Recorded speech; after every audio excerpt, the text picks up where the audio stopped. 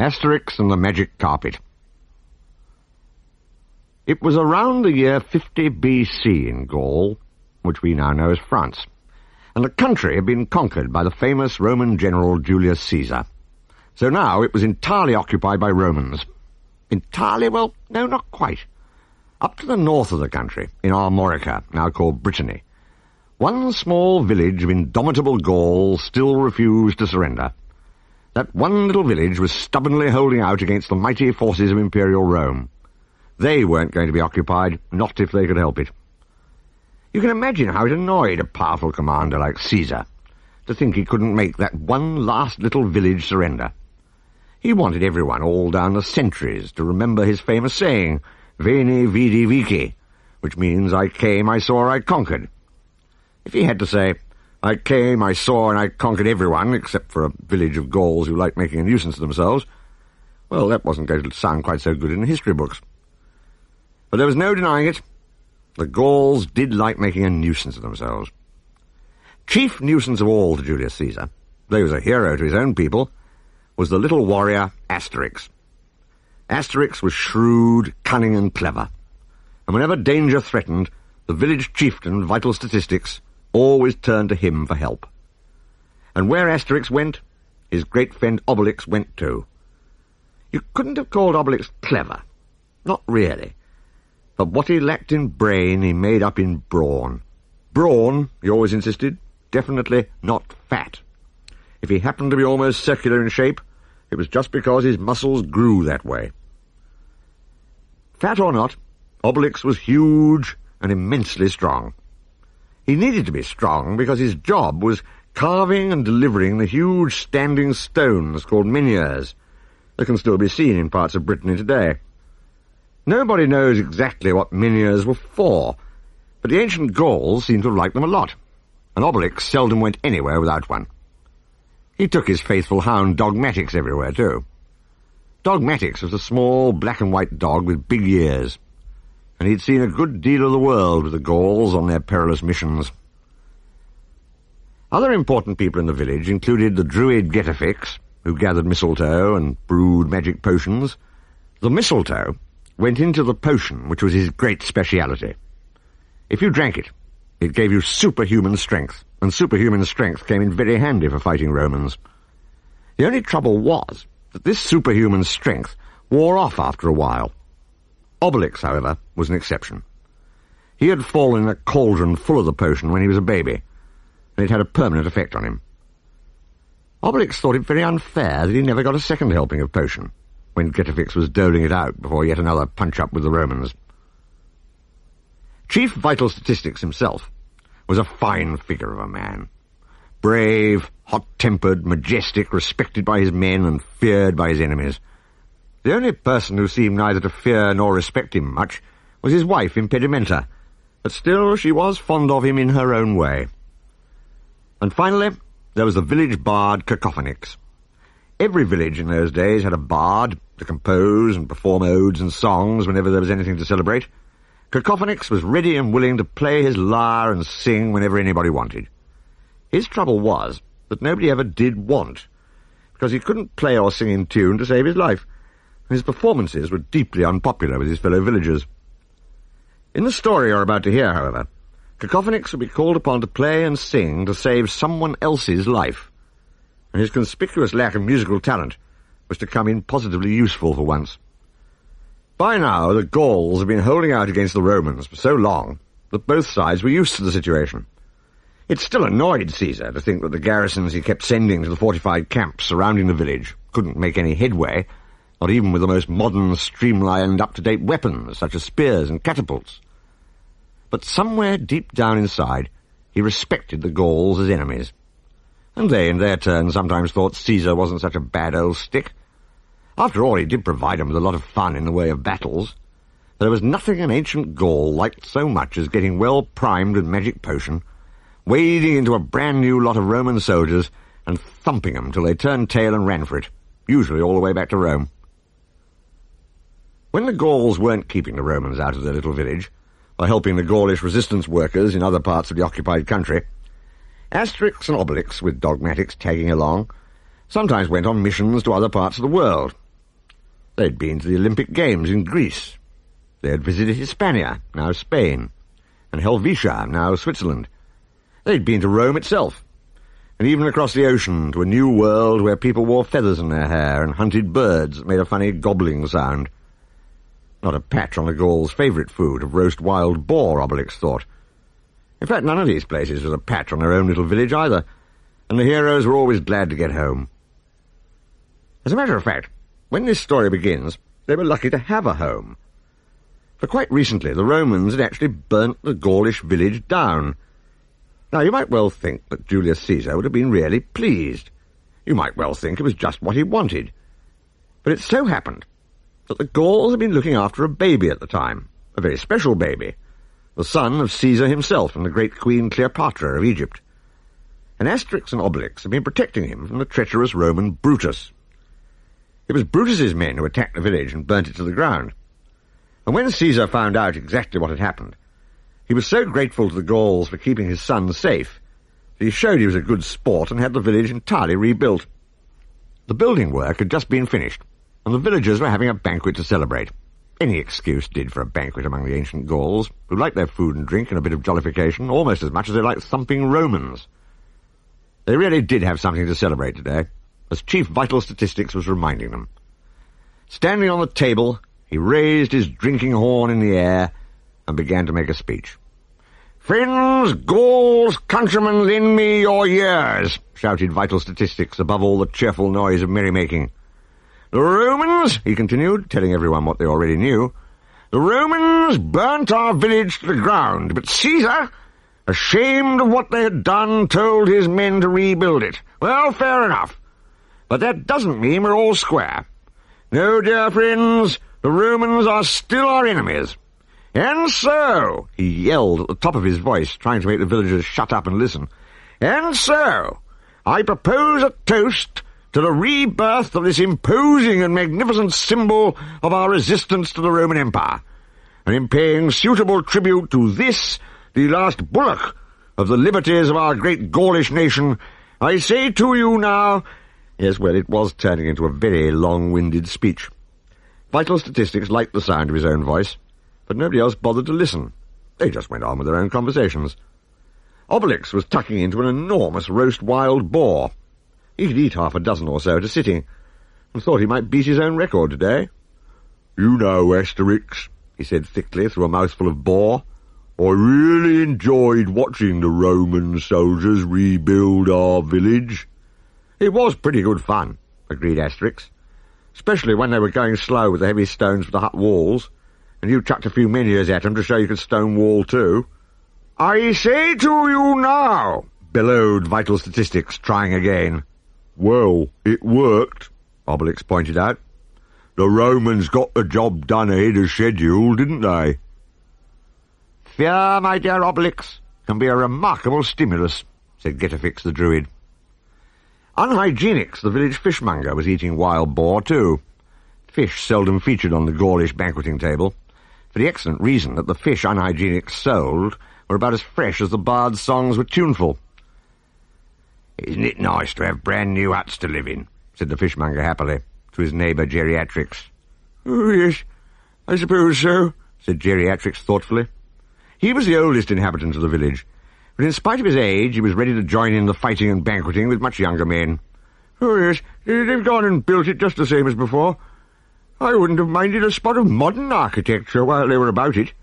A nice villa in the Gallo-Roman style, for instance. I'd really have fancied a nice villa in the Gallo-Roman style, with columns. Yes, I definitely fancy columns." "Roman columns are a terrible price," said his neighbour at the banqueting table, shaking his head as he topped up his drinking horn from a barrel. "Believe you me, Geriatrix, Roman columns are simply ruinous." Meanwhile, something was worrying Fully Automatics, the village blacksmith. Firstly, he was worried because Cacophonix the bard was usually gagged and tied to a tree before the banquet began to make sure he didn't give him a song, and Fully Automatics had just realised that they'd forgotten to do that today. So secondly, he was worried because this was about the stage of a banquet when Cacophonix would try, unsuccessfully, to tune his lyre and insist on singing. And thirdly, well, "It's funny," said Fully Automatics, more to himself than anyone else, "but I don't seem to see our bard anywhere. What's he up to now, I wonder?"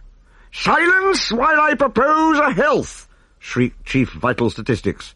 "I want silence!" And at last he got it. "Right," he said. "I propose a health, and he that would this health deny, down among the legionaries let him lie," sang a loud and frightful voice, very flat, from somewhere overhead. It was, of course, the voice of the bard, and it was coming from his brand-new hut, which was built at the top of a tree, with footholds driven into the trunk so that he could climb up easily. All the villagers dropped their wild boar, their drinking horns, and anything else they happened to be holding, in order to clap their hands to their ears and shut out the awful noise of Cacophonix's song. It was so awful that it even had an adverse effect on the weather. Up till now the Gauls had been enjoying a fine, sunny day. As soon as the bard started singing, however, the sky clouded over and big raindrops began to fall. Cacophonix didn't mind. "Hey down, down, down," he caroled cheerily.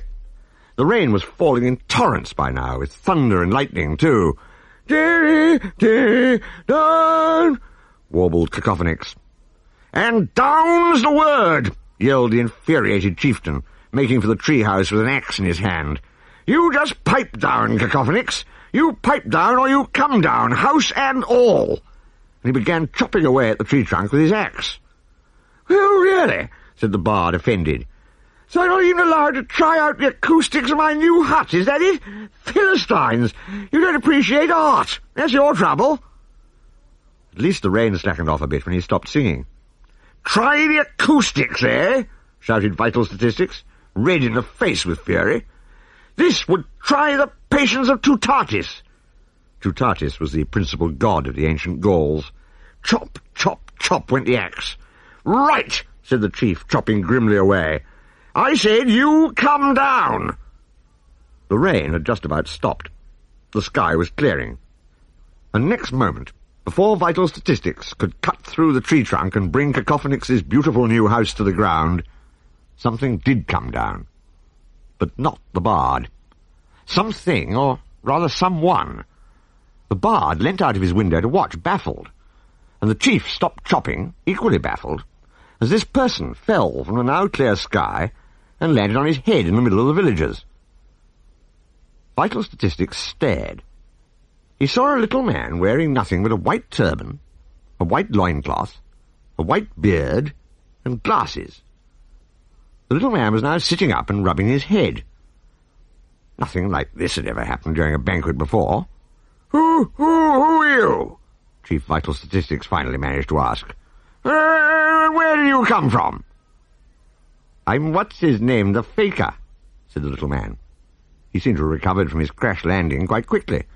"I was flying overhead when I heard the most extraordinary inhuman noises," he explained, "and I became unbalanced and had to crush your party." "Flying?" said Asterix, coming up as the new arrival got to his feet. "Did you say you were flying over our village?"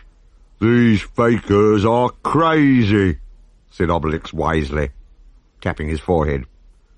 In Obelix's opinion, everyone except the Gauls was crazy. "Of course he's crazy. He fell on his head," Fully Automatics the blacksmith pointed out. "Not for the first time either, judging by that bandage on it," said Unhygienics the fishmonger, who'd never seen a turban before.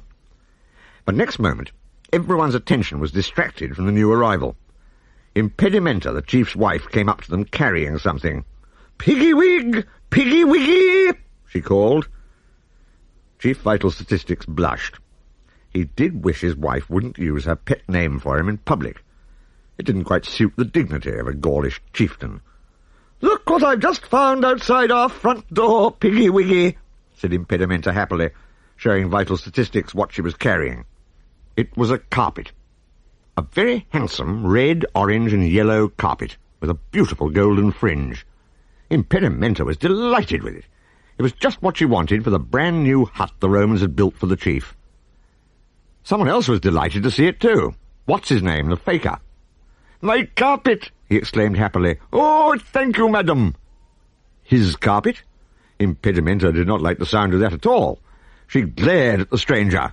"Who's this?" she asked the others. "What's his name?" "What's his name?" said Asterix. "That's what I'm asking you," said Impedimenta impatiently. "What's his name?" "What's his name? I mean, his name is... What's his name?" Asterix explained hastily, as Impedimenta glared at him this time. She still wasn't quite sure she had got his drift, but next moment her great rival marched up. Old Geriatrix's pretty young wife. The Geriatrixes lived next door to the Vital Statisticses. "I don't see why Impedimenta should have that carpet," she said, appealing to Asterix. "It was as close to our hut as hers." "Oh, no, it wasn't," snapped Impedimenta. "And anyway, I'm the chief's wife." She glared at Mrs. Geriatrix across the beautiful carpet, which was now lying on the ground between them. "Chief's wife? Oh!" snorted Mrs. Geriatrix sarcastically. "So that means you can pinch anything you like, does it? You want to know what I say to the chief's wife?" "Now listen, ladies," began what's-his-name the faker, trying to make peace between them. Neither lady was in the mood for listening. "You and your senile old husband," shouted Impedimenta. "Well, at least he doesn't have to be carried around everywhere," shouted Mrs. Geriatrix, referring to the ceremonial shield on which it was customary for a Gaulish chieftain to be carried. They started slapping each other. Fully Automatics the blacksmith was enjoying the show and started chuckling to himself. Geriatrix, standing beside him, sprang to his wife's aid. Oh, so you think it's funny, do you?" he inquired crossly, bringing his crutch down hard on the blacksmith's foot. "Ouch!" yelled Fully Automatics, blinded by pain for a moment, and swinging his huge fist at the spot where he thought Geriatrix's face would be. Instead, it connected with the face of Unhygienics the fishmonger, who happened to be standing right behind them. "Oi, what's the big idea?" protested the indignant fishmonger. "Take that!" he added, punching Fully Automatics back, and next moment a full-scale fight was going on between the two of them. "Quick, Bacteria!" Unhygienics shouted to his wife. "Fetch me our reserve stocks of last year's fish." Last year's fish made good offensive weapons. Very offensive indeed, if you happen to have a sensitive nose. Before long, the scuffle was a free-for-all, as the rest of the villagers grabbed a fish or so each and joined in. Overhead in his treehouse, the bard struck up another song. "Raindrops keep falling on my head," he sang happily. And they did. Or if not on his own head, on everybody else's. It began raining again, as hard as before. The villagers took no notice. Impedimenta and Mrs. Geriatrix went on bashing each other with the fish they had grabbed. The rest of the villagers went on fighting too, except for Getafix the Druid, Asterix and Dogmatics, who all had too much sense to join in a fight over nothing. They stood there watching in surprise as the faker looked up at the rain clouds with delight and sank to his knees in prayer, exclaiming happily, "The gods are with me! I've dropped in on the very village I was looking for." "You have? What village was that?" asked Asterix. "The village of madmen, where a voice makes it rain," explained what's-his-name. The battle between the villagers was still raging, but Cacophonix couldn't remember the next line of his song. He dried up. So did the rain. The faker's answer still didn't make much sense to Getafix the Druid. But why were you looking for our village in particular?" he asked. "It's like this," the faker explained. "I come from a distant eastern country, where I recently met a former Roman legionary, now a merchant. He told me about you Gauls and your famous deeds, and I realized you were exactly what we needed. I've come all this way to ask for your help. It's about something very, very important. But before I tell you any more," added what's-his-name, keeping an eye on the fight for possession of the carpet, "I'll just go and retrieve my property, if I may." Impedimenta and her rival had now unrolled the carpet itself and were standing on it, slamming each other with their fish. "Take this! Take that!" they shouted. "Ladies, ladies, please!" said the faker soothingly. "That carpet is mine, and I can prove it." The ladies stopped bashing each other and turned to face him, united. "This carpet's mine, and I'm not budging," they said in chorus. The faker shrugged his shoulders. "If you say so," he agreed. He sat down on the carpet, crossed his arms, crossed his legs, and seemed to be concentrating very hard. Next moment the carpet began to quiver. Then it rose from the ground, just an inch or so at first, then higher and higher. When it was a few feet up in the air, it took off sideways, almost grazing the heads of Asterix and Getafix in passing, and rising higher all the time. The astonished Gauls stopped fighting and froze, fish raised in mid-air to strike. They stood rooted to the spot, watching the amazing flying carpet. It was right up above the rooftops of the newly built village now, to the astonishment of a passing seagull and the terror of Impedimenta and Mrs. Geriatrix. Forgetting about their quarrel, the two ladies clung to each other for comfort. "Help!" they screamed. "Mummy! Put us down, will you?" they shrieked at what's-his-name, the faker. Recovering from his initial shock, Asterix was watching the flying carpet, fascinated. "How on earth did he do that, Getafix?" he asked the wise druid. Getafix was fascinated too.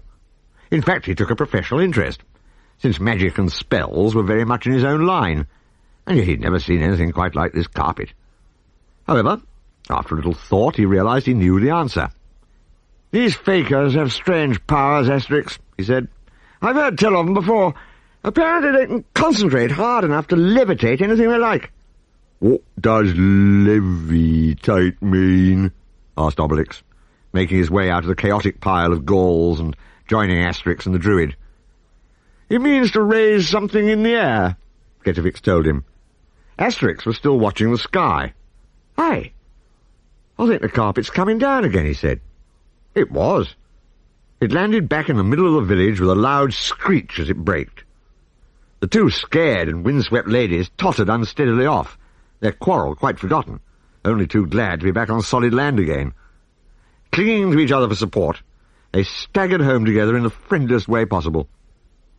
Meanwhile, the faker quietly rolled his carpet up again. Blinking once or twice to make sure he really had seen what he thought he'd seen, Asterix went over to the faker. "That's an amazing trick," he said. "I wish you'd tell me how it's done. I've never seen anything like it." "Oh, it's all in the day's work for a faker," said what's-his-name modestly. Obelix thought the flying carpet looked great fun. "Ooh, can I have a ride?" he begged. "Do let me have a go on your carpet. It would be great for hunting wild boar, too. I can teach you how to catch wild boar, if you don't know. Give me a ride, and we could have a hunting party. How's that for an offer?" he said hopefully. What's-his-name looked doubtfully at Obelix's enormous bulk. "Rather a stout party for my carpet, I'm afraid. But maybe I'll take you up on it. The carpet or the offer?" asked Asterix in a hurry, anything to stop Obelix being really rude to their visitor, because he was looking deeply offended by the mention of stout parties. "Both," said the faker. "What's the matter with your fat friend? He doesn't seem happy." Fat on top of stout was just too much. You could practically see the puffs of smoke coming out of Obelix's ears by now. "Calm down, Obelix, do," Asterix begged. "What's-his-name's our guest. Don't forget the duties of hospitality." Luckily, at this moment, Chief Vital Statistics got up on his official shield and made an important announcement. "Attention, everybody, please," he shouted. "I'm calling a meeting of the village council at my house. Then our guest can tell us why he has come to our village and what we can do to help him." Obelix had remembered his manners by the time the chief had finished speaking, and turned to lead the way to his house, though it was actually his shield-bearers who did the turning, staggering slightly under the considerable weight of Vital Statistics. The faker followed. Obelix picked up the big roll of carpet and put it over his shoulder. It was nothing compared to the weight of a menhir. "All right, I won't be rude to him, seeing he's a visitor," he reassured Asterix. "Still, I may be stout. I don't say I am, mind you, and I'm certainly not fat. But even if I did happen to be the tiniest bit stout, look how thin he is." And indeed the little faker was very skinny, particularly his bare legs and arms. "If we're talking about the duties of hospitality, don't you think we ought to feed him a few boars?" Obelix suggested. "That's a very good idea, Obelix," said Asterix approvingly. "I say, what's-his-name, are you hungry?" he asked the faker. "It sounds as if you've travelled quite a long way on that carpet. Would you care for a bite to eat?" "No thanks," said what's-his-name. "I had a bite to eat just before I left home." "And when was that?" asked Asterix. "Oh, only 3 weeks ago," what's-his-name told him. There was a mighty crash behind them. Obelix had dropped the carpet and fainted clean away. "Dear me," said the faker. Is your friend unwell? Just overcome by the idea of going 3 weeks without a meal, I expect, said Asterix, fanning Obelix with a hanky to revive him, while Dogmatix helpfully licked his nose. Obelix was soon back on his feet again, and the members of the village council all assembled in the chief's house. What's-his-name, the faker, told them his story. I come from India, he said, from a kingdom which lies in the valley of the river Ganges. Our climate is hot and dry, except for a few months every year, when the rains fall, watering our crops. This rainy period is called the monsoon season. Do you think he's come all this way just to talk about the weather? Asterix whispered to the Druid. However, we must have offended the god Indra, god of the waters, What's-his-name went on, because this year's monsoon season will soon be over, and so far we haven't had a drop of rain. Without rain, the crops cannot grow, and soon the dry season will be back, bringing with it famine and hardship for our people. Now our good King Raja Whatsit has a daughter, his only child, the sweet and lovely Princess Orangeade, and the Guru Whodunit, who speaks with the gods. Oh, what? Asked Obelix. Shush, Obelix, don't interrupt our guest, said Getafix. A guru is the leader of a religious sect in India. The Guru Whodunit, who speaks with the gods, What's-his-name went on, decreed that if no rain fell before the end of the monsoon season, in 1,001 hours' time, Princess Orangeade must be sacrificed to appease the divine wrath. Dear me, said Chief Vital Statistics, shocked. What a sad story. Poor princess! But if the Guru's word is law, What's-his-name, and even your Raja doesn't hold the reins of power, I don't quite see how we can help you. Ah, said Getafix, who'd been listening with close attention. I think I do, though. I fancy our visitor wants to borrow Cacophonix the Bard. You must have noticed that his singing always seems to make it rain these days. Perhaps it will bring rain even in an Indian summer. That's the idea, said the faker. The ex-legionary I met told me it was simply infallible. Cacophonix was not looking too pleased. You're right, Getafix. I was forgetting our bard has a new string to his lyre these days, Vital Statistics agreed. Very well, faker. We'll lend you our bard. In fact, you can have him, and welcome. No need to sound so pleased about it, muttered Cacophonix. And Asterix and Obelix will go with you too, added Vital Statistics. Spoken like a Gaulish chieftain, said the Druid approvingly. Now that's a really generous gesture. Cacophonix was working up a good grievance. How dare you say I make it rain? He inquired indignantly. It's not true. Listen to this. And he twanged his lyre. The rain in Gaul, he howled, falls mainly down the wall. A villager, who happened to be passing the chief's hut, stared in surprise. He thought he could see rain falling on the other side of the window, although it was quite dry on the road outside. Was he dreaming? No, he wasn't. Hey, it's raining down the inside of the wall, cried the indignant voice of Impedimenta inside. Get out of here and take that bard with you, and the faker. Everybody out! Hurry up, I said! Everybody out! And she started throwing things. Next moment, the entire village council, the faker, and even Vital Statistics himself were racing out of the chief's house. Honestly, Cacophonix, said Getafix crossly, you've got water on the brain. Can't you sing about anything else at all? Even Obelix, big as he was on the run from Impedimenta's fury. I don't know what she's grumbling about, he muttered. It's not every Gaulish hut that has running water laid on. You lot don't appreciate me, that's your trouble, said Cacophonix sniffily. He was beginning to feel better about the prospect of going to India. After all, it wasn't so very often that he got a chance to travel abroad himself, although he had once been captured by the Romans and had his big chance to perform in the Circus Maximus in Rome itself. This time, however, he was not going as a prisoner, but to give a special request performance. They really want me in India, he told his friends. Soon preparations for the journey were well underway. The grateful What's-his-name shook hands with Vital Statistics. I promise I'll bring your bard back very soon, he assured the chief, There's no hurry, said Vital Statistics. Cacophonix glowered at him, but Unhygienics stepped in to smooth things over. Your singing will take 'em by storm in India, Cacophonix, he tactfully told the bard. You really think so? Said Cacophonix, preening himself slightly. It'll be a smash hit, said Fully Automatics, as usual.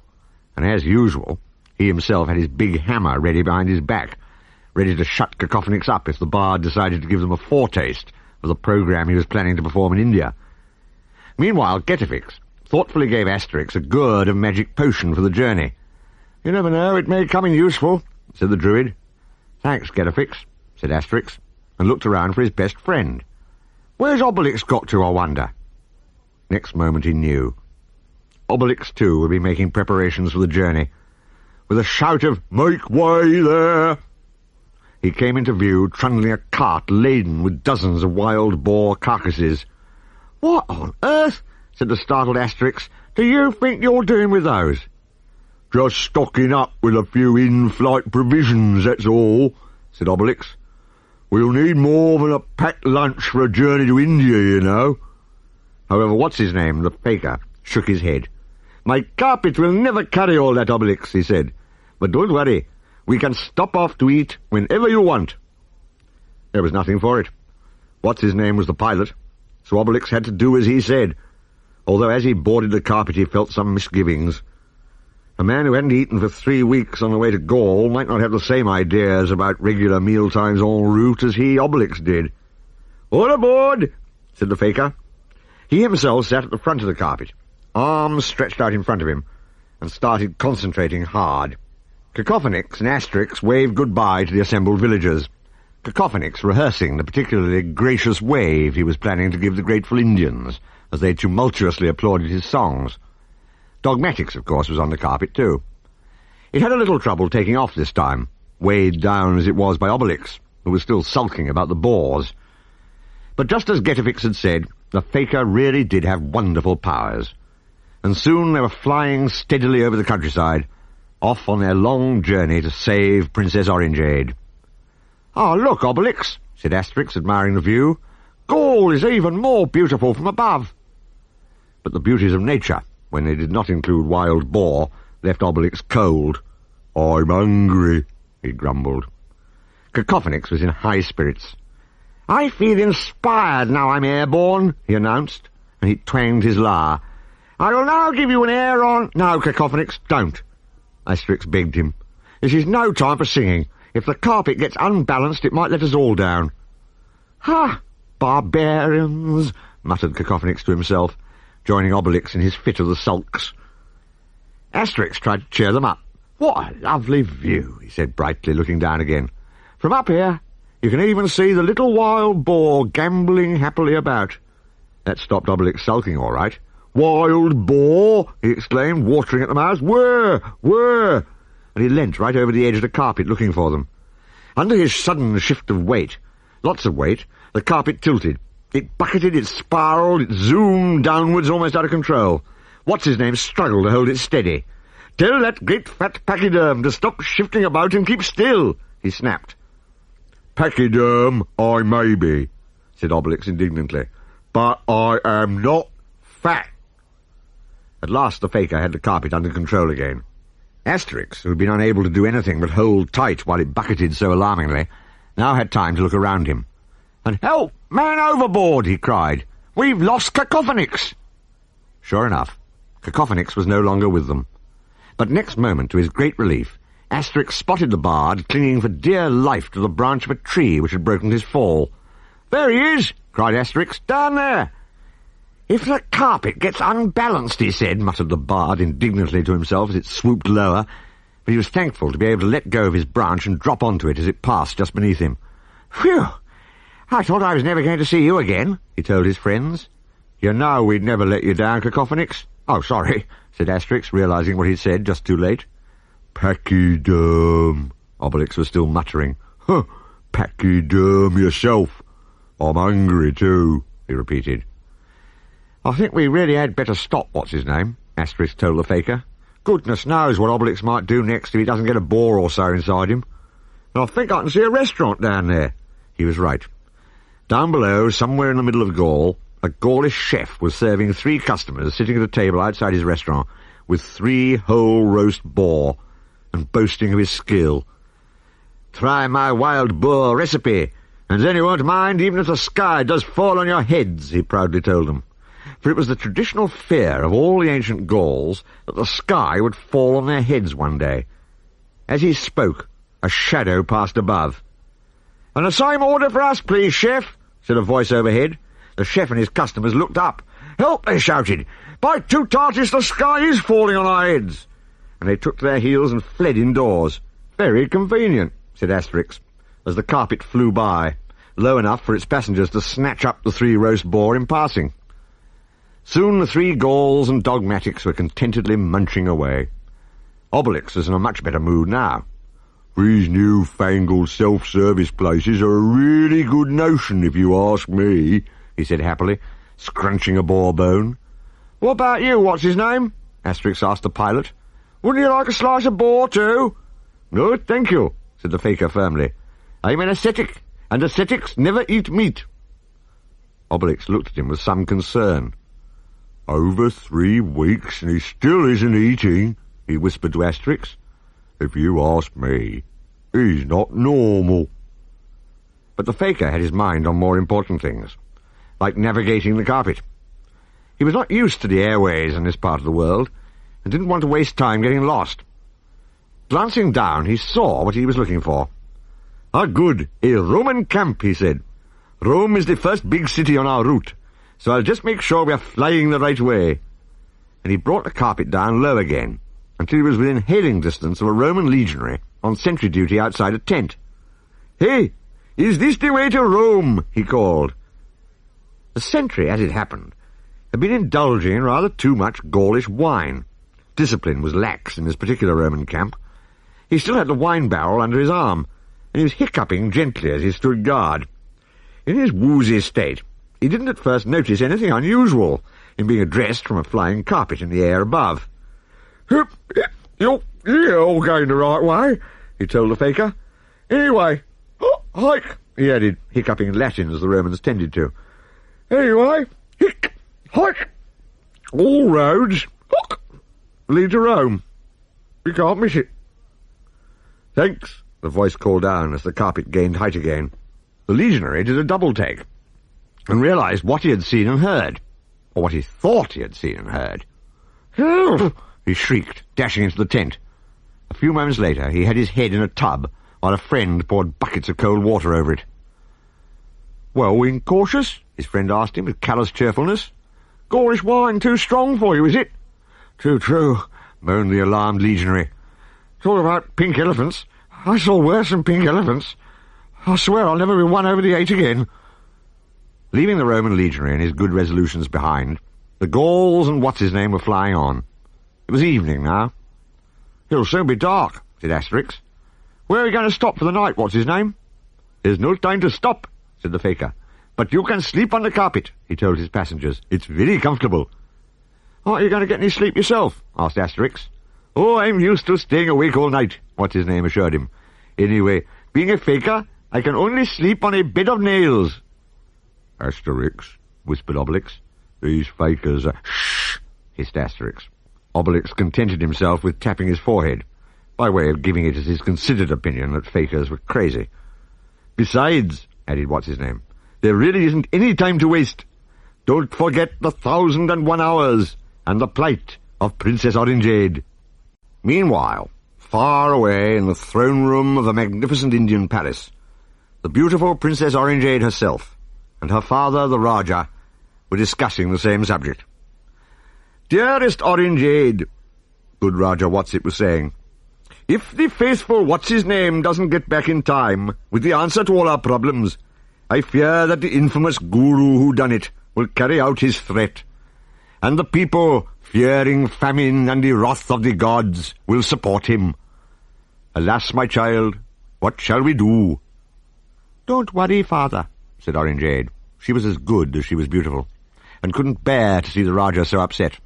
That bothered her as much as her own fate if no rain fell. "I trust what's-his-name," she said firmly. I'm sure he'll be back with that Gaulish miracle worker before the 1,001 hours are up, and the guru who done it insists on sacrificing me." A villainous laugh was heard. Ha ha ha! The startled Raja and princess turned to see the evil guru who done it himself standing there.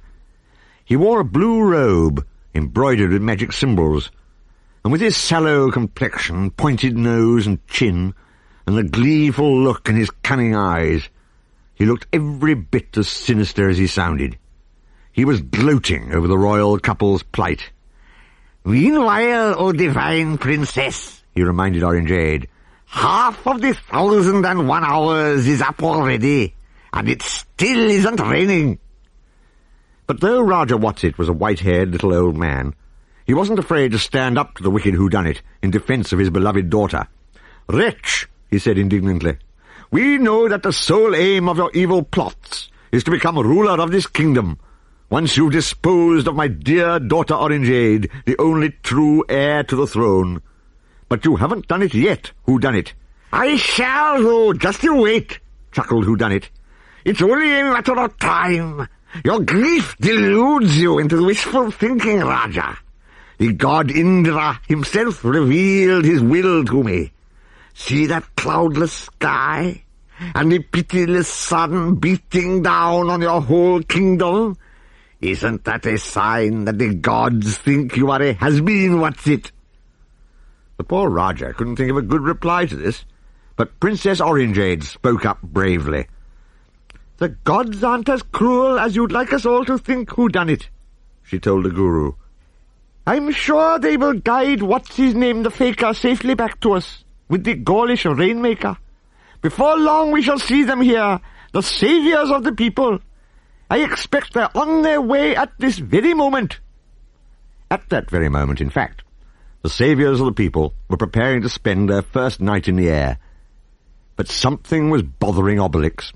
He tossed and turned and couldn't get to sleep. And when Obelix tossed and turned on a flying carpet, nobody else could get to sleep either. "Asterix," he said at last. "Yes," said Asterix patiently. "Asterix, what is a pachyderm?" "Oh, shut up and go to sleep, Obelix," said Asterix. And soon afterwards all three Gauls and dogmatics were asleep, worn out with the day's adventures and the invigorating fresh air. They snored away as the carpet flew on and on through the night, expertly piloted by What's-his-name the Faker. When the Gauls woke up, it was broad daylight, and they were flying over the sea. There was nothing to be seen but the blue waves below and the blue sky above. "Where are we now, What's-his-name?" asked Asterix. "We are flying above the Tyrrhenian Sea," the Faker told him. The Tyrrhenian Sea was a part of what we now call the Mediterranean. "And soon," What's-his-name went on, "we'll be flying over Italy, then Greece, Mesopotamia, Persia, the Valley of the Indus, and finally we shall reach the River Ganges and our destination."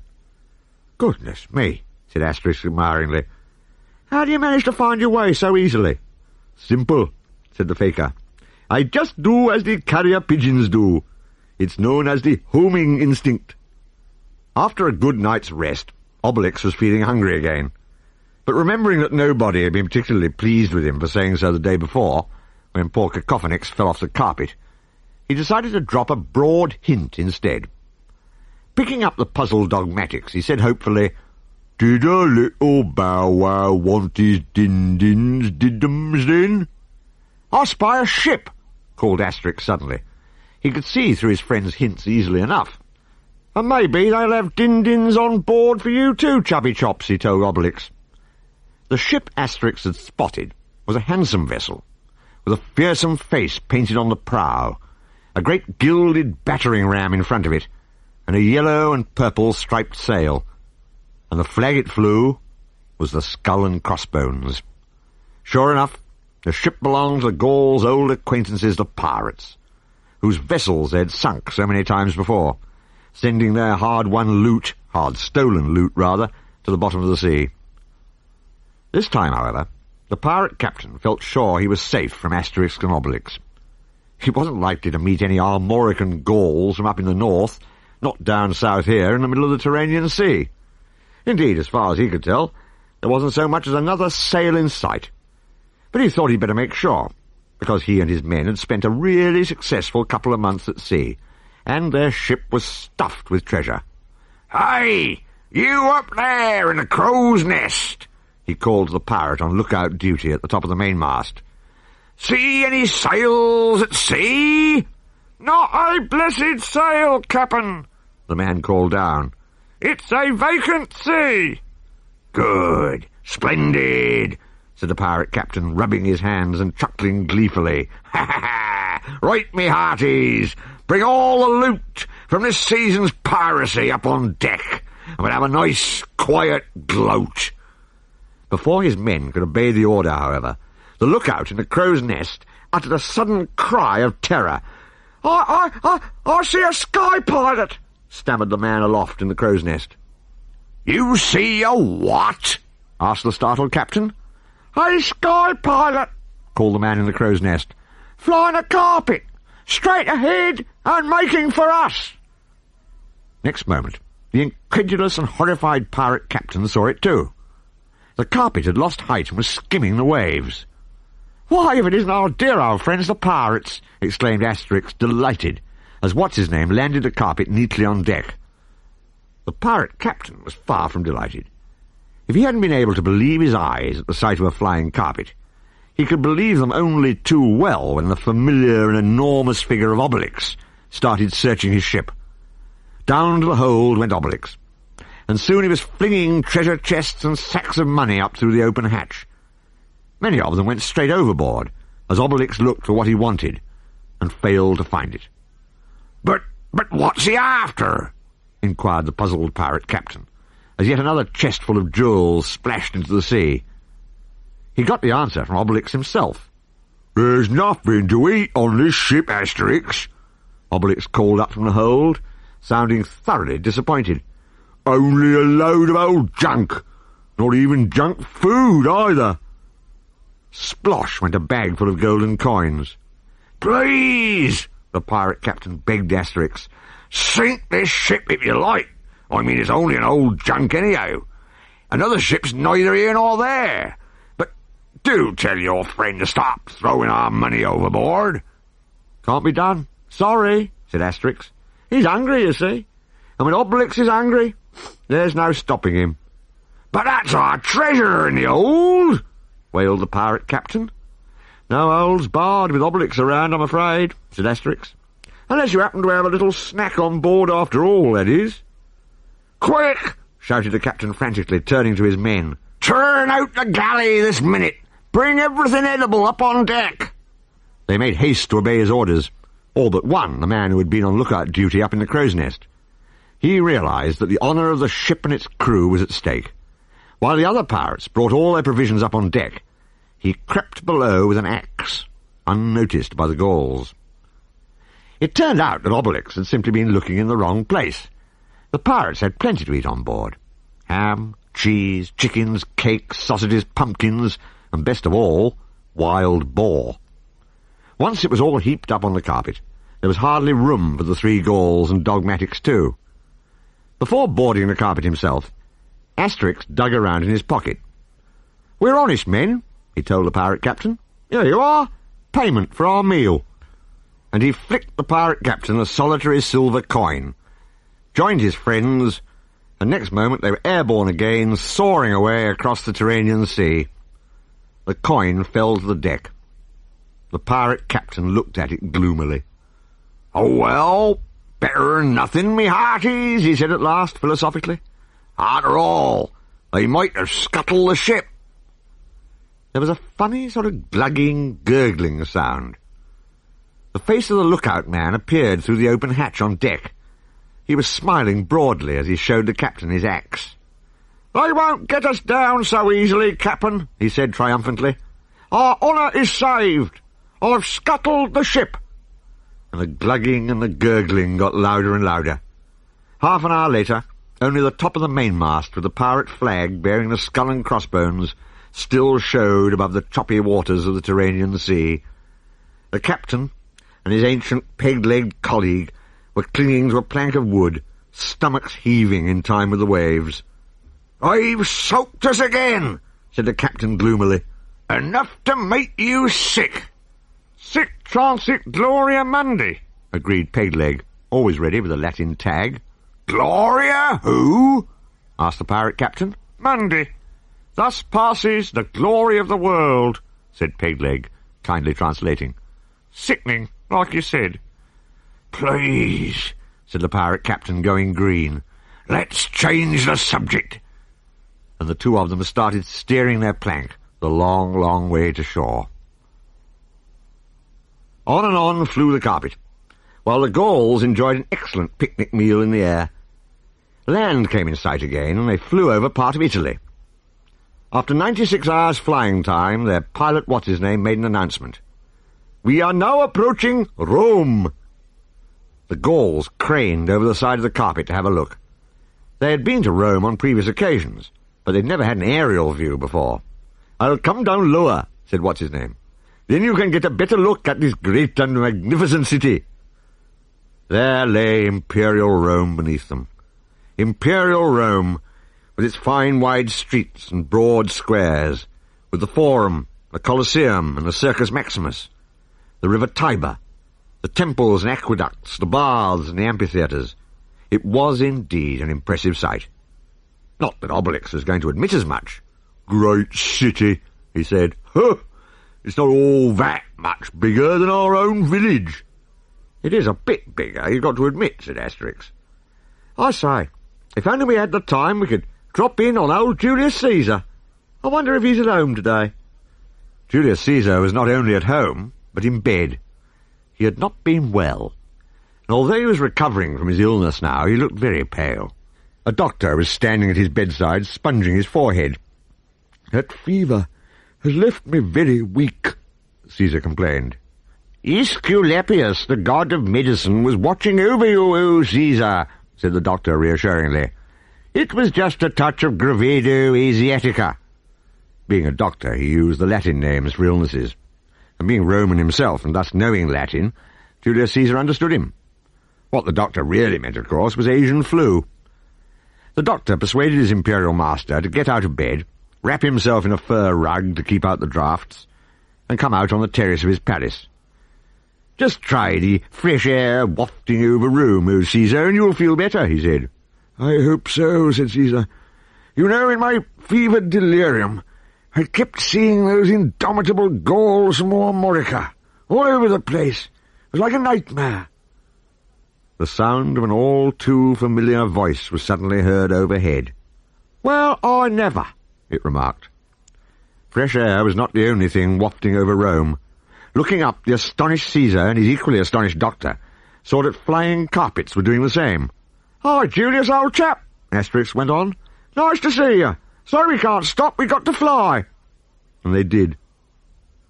A little while later, two slaves were talking in hushed tones outside two bedroom doors in Caesar's palace. "Caesar and his doctor have both gone to bed now," one of them was confiding to the other. "In their fevered delirium, they keep saying they saw indomitable Gauls and an Asian faker." "Aye," said the other slave. "And the Gauls and the Asian flew." "A likely story," agreed his colleague. By now, of course, the carpet was out of sight, far away from Rome and flying over the sea again. The pirate ship's provisions had all been finished, and Obelix complained that he was hungry. "We'll soon be flying over Greece," what's-his-name said. "We'll touch down and find you something to eat there." Cacophonix was sitting cross-legged on the carpet, with his back to the others, sulking. "Ha! Of course, when Mr. Obelix is hungry, he gets his nourishment all right," he said grumpily. "Meaning what?" asked Obelix, baffled. "Meaning there's no justice on this carpet," grumbled the bard. "What do you want, then, Cacophonix?" Asterix asked. "My genius needs nourishment," announced the bard dramatically, rising to his feet. "I want to sing my poetic compositions." chuckled Obelix. "So he fancies himself a high-flying poet now?" This was too much for Cacophonix, whose temper was already fraying. "Insult a bard, would you?" he shrieked, red in the face. How could you sink so low? Obelix was getting cross too. Just try singing and you'll find out, he bellowed back, red in the face himself. Sink low, eh? You try singing and we'll be needing a higher carpet. Do please keep calm, begged the faker, but nobody was listening to him. I am about to lose my temper, announced the bard unnecessarily. Obelix burst into sarcastic song himself. Our body's as high as an elephant's thigh, and I think he is going right up to the sky. Dogmatix lifted up his head and howled miserably. Stop it, will you? Shouted the exasperated faker. You make me feel ready to drop. But a singing competition was now in progress. Striking a fine attitude, Cacophonix sang loud enough to drown Obelix out. Come, Bacchus, fill the flowing bowl, until it does run over, he warbled, invoking the Roman god of wine. And as he sang, the sky began to cloud over once again, and the first large drops of rain began to fall. Cacophonix sang even louder. For tonight we'll merry be. What about I can't imagine, muttered Obelix as the rain fell faster and faster. And clapping his hands to his ears, the faker not only felt ready to drop, as he had just said, he actually did drop. He lost his balance and toppled off his precarious perch on the very edge of the carpet. What with the heavy rain, the singing of Cacophonix, and the howling of Dogmatix, Asterix was the only one to see him go. Help! Stop it, you lot! What's his name has fallen off the carpet! He exclaimed in horror.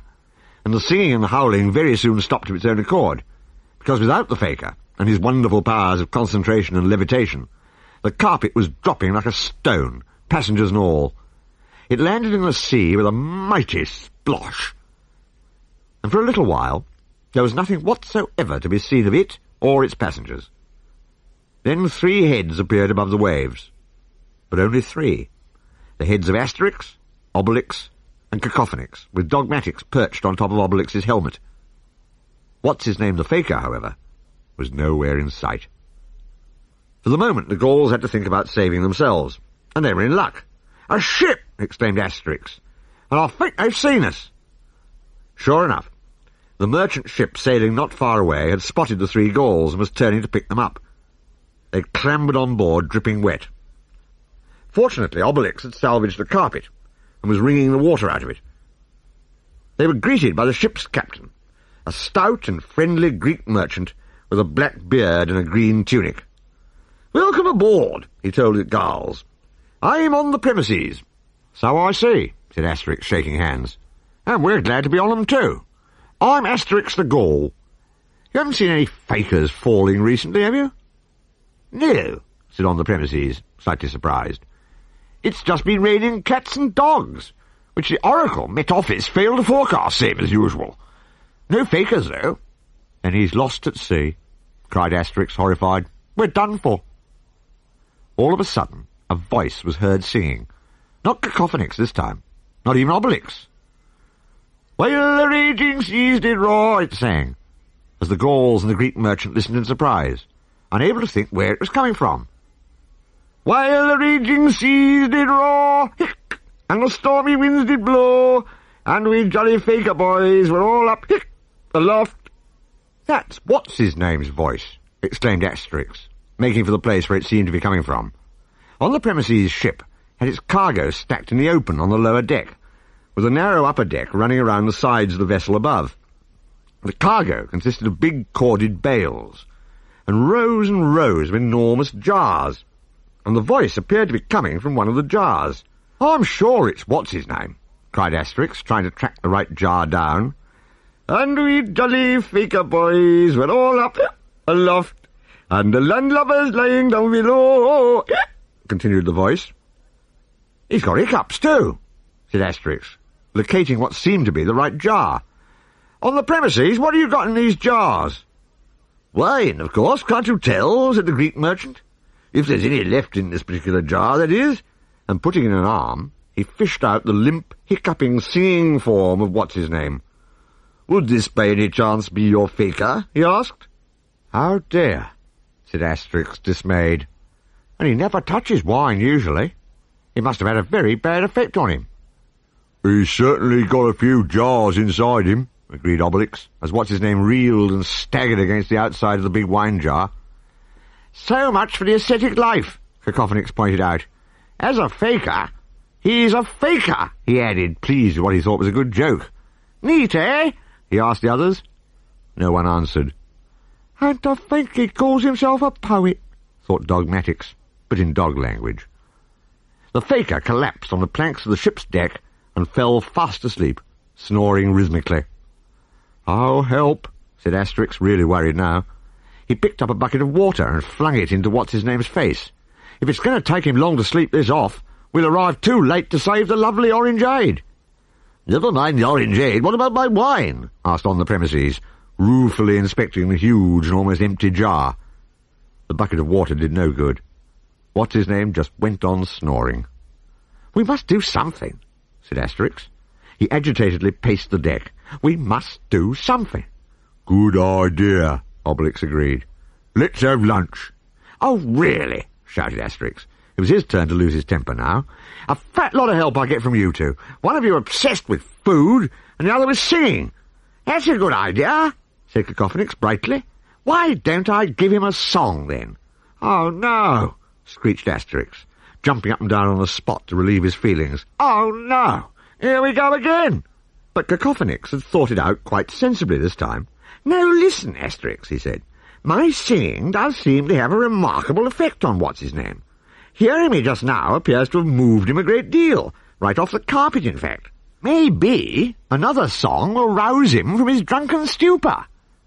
Oh, well, it's just possible, Asterix admitted, as the faker snored on. Well, no harm in trying, I suppose. I mean, we can hardly fall any lower than sea level. Go ahead, then. Cacophonix went ahead. He positioned himself in front of the unconscious, snoring faker. He twanged his lyre, he opened his mouth, he sang.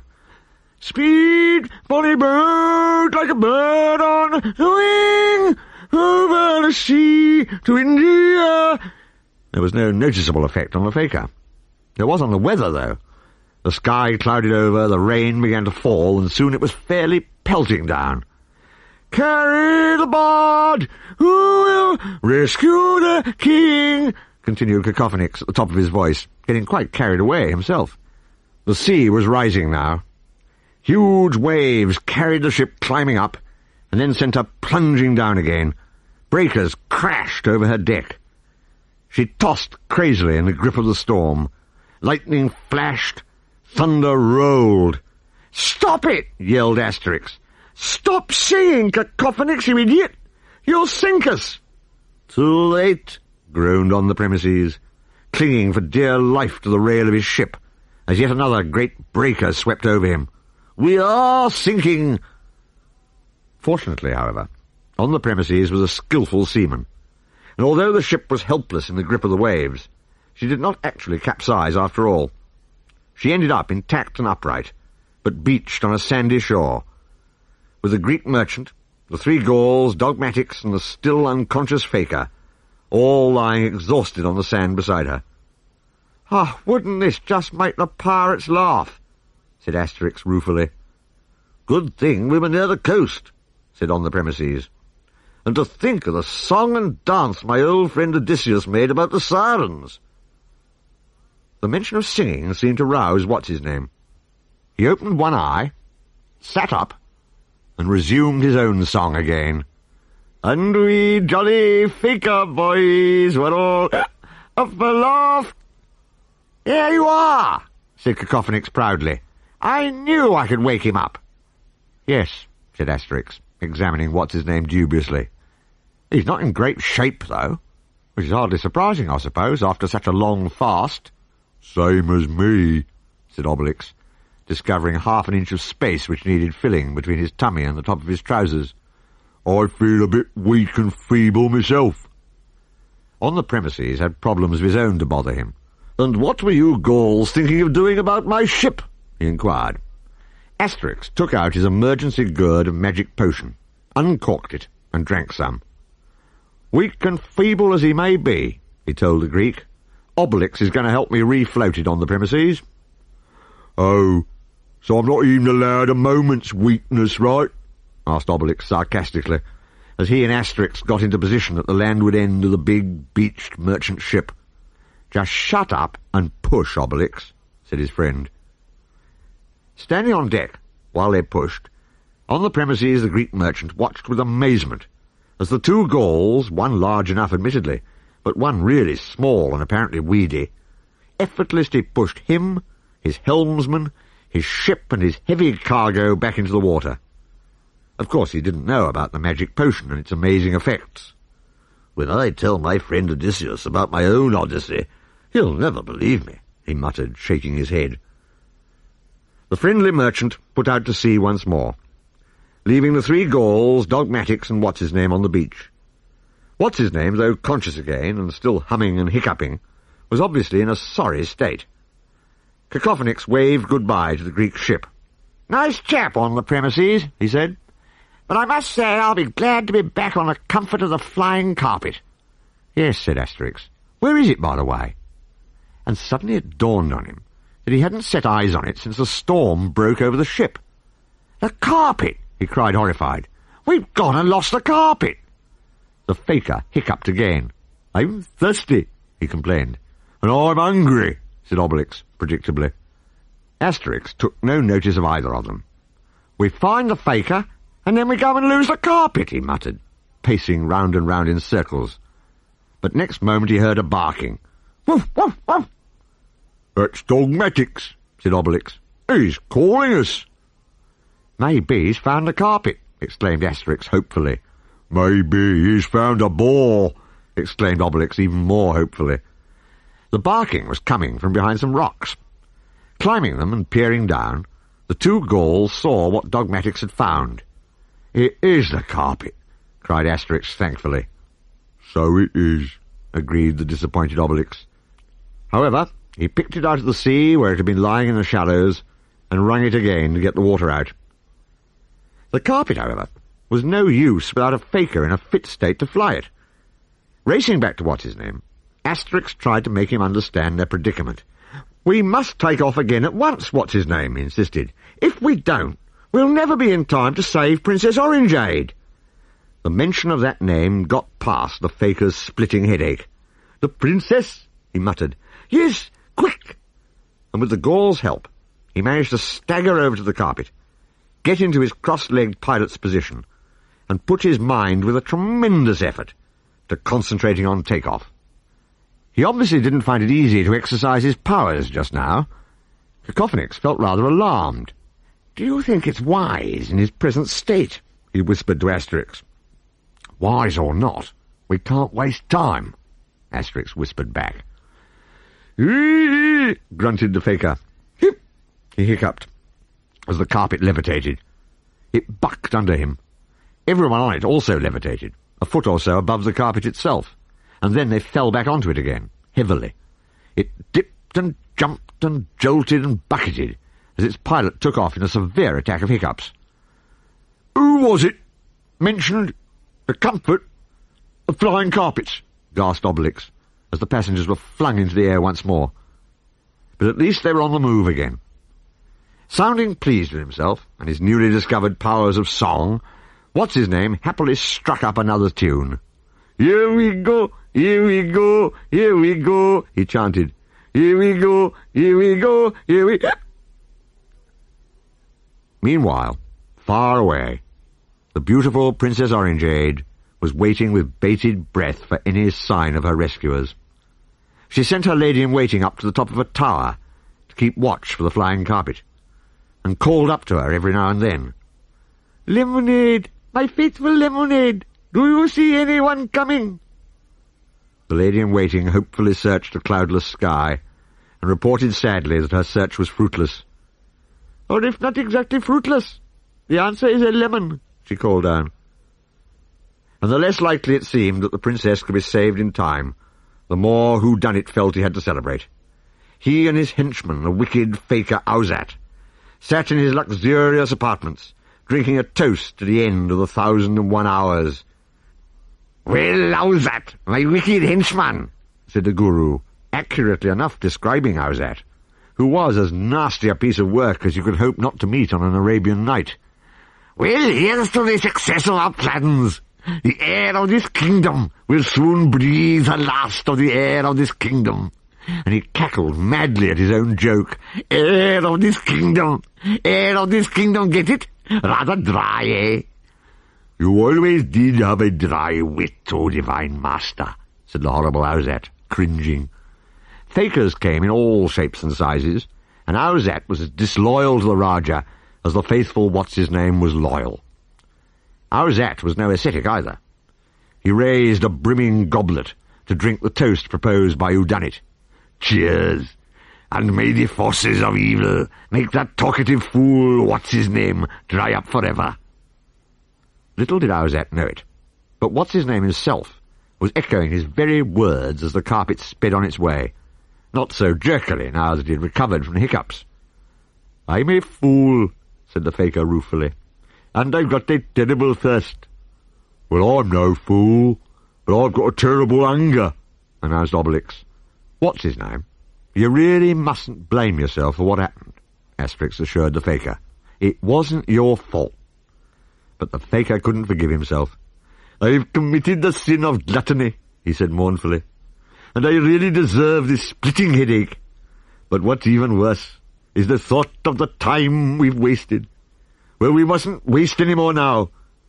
Soon we shall be flying over Athens, and then we leave Greece behind. Sure enough, after 150 hours flying time, the rescue party was flying over the famous Greek city of Athens. It held nostalgic memories for Asterix and Obelix, who had once been there on their way to the Olympic Games. Remember our trip to Olympia, Obelix? Asterix asked his friend. You bet I do, said Obelix, licking his lips. Especially that nice little restaurant. Thermos was the proprietor's name, wasn't it? Yes, Thermos. And his stuffed vine leaves, and kebabs, and olives, and watermelon, and resinated wine. Yum, yum, he sighed heavily. The hours passed inexorably by, not without incident. As land came in sight once more, what's-his-name told the Gauls, we shall soon be leaving the sea for the last time, and flying over the lands of the Orient. Obelix liked the sound of that. He didn't quite realize how large a place the Orient was, and thought they must be near their journey's end. Good. Then we can come down and have some dinner at last, he said. Just at that moment, he felt a nasty, sharp sensation in his thigh. Twang went something, piercing it through the underside of the carpet. Ow, went Obelix, clutching his leg, and before the astonished and horrified eyes of his friends, he involuntarily leapt in the air, lost his balance, and tumbled backwards off the carpet, falling down, down, down, without a parachute either, since parachutes had not yet been invented. Dogmatic set up a dreadful howling. Obelix fell like a stone, a particularly large and heavy stone, wearing an enormous pair of blue and white striped trousers. "Quick, what's-his-name is falling!" shouted Asterix. "I can still see him," said what's-his-name, doing his best to keep Obelix in view. "I think I'd better try flying underneath him."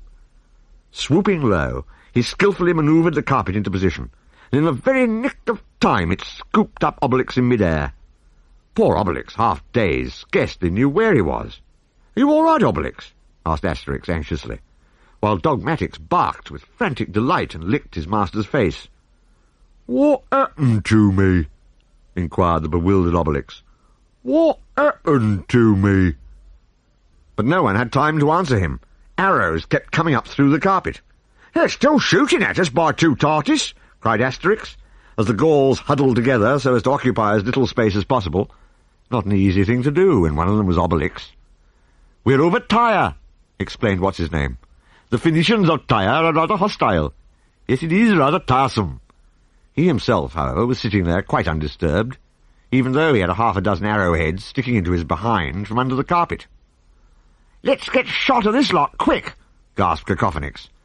And even the fearless Obelix admitted, "I don't like this one little bit."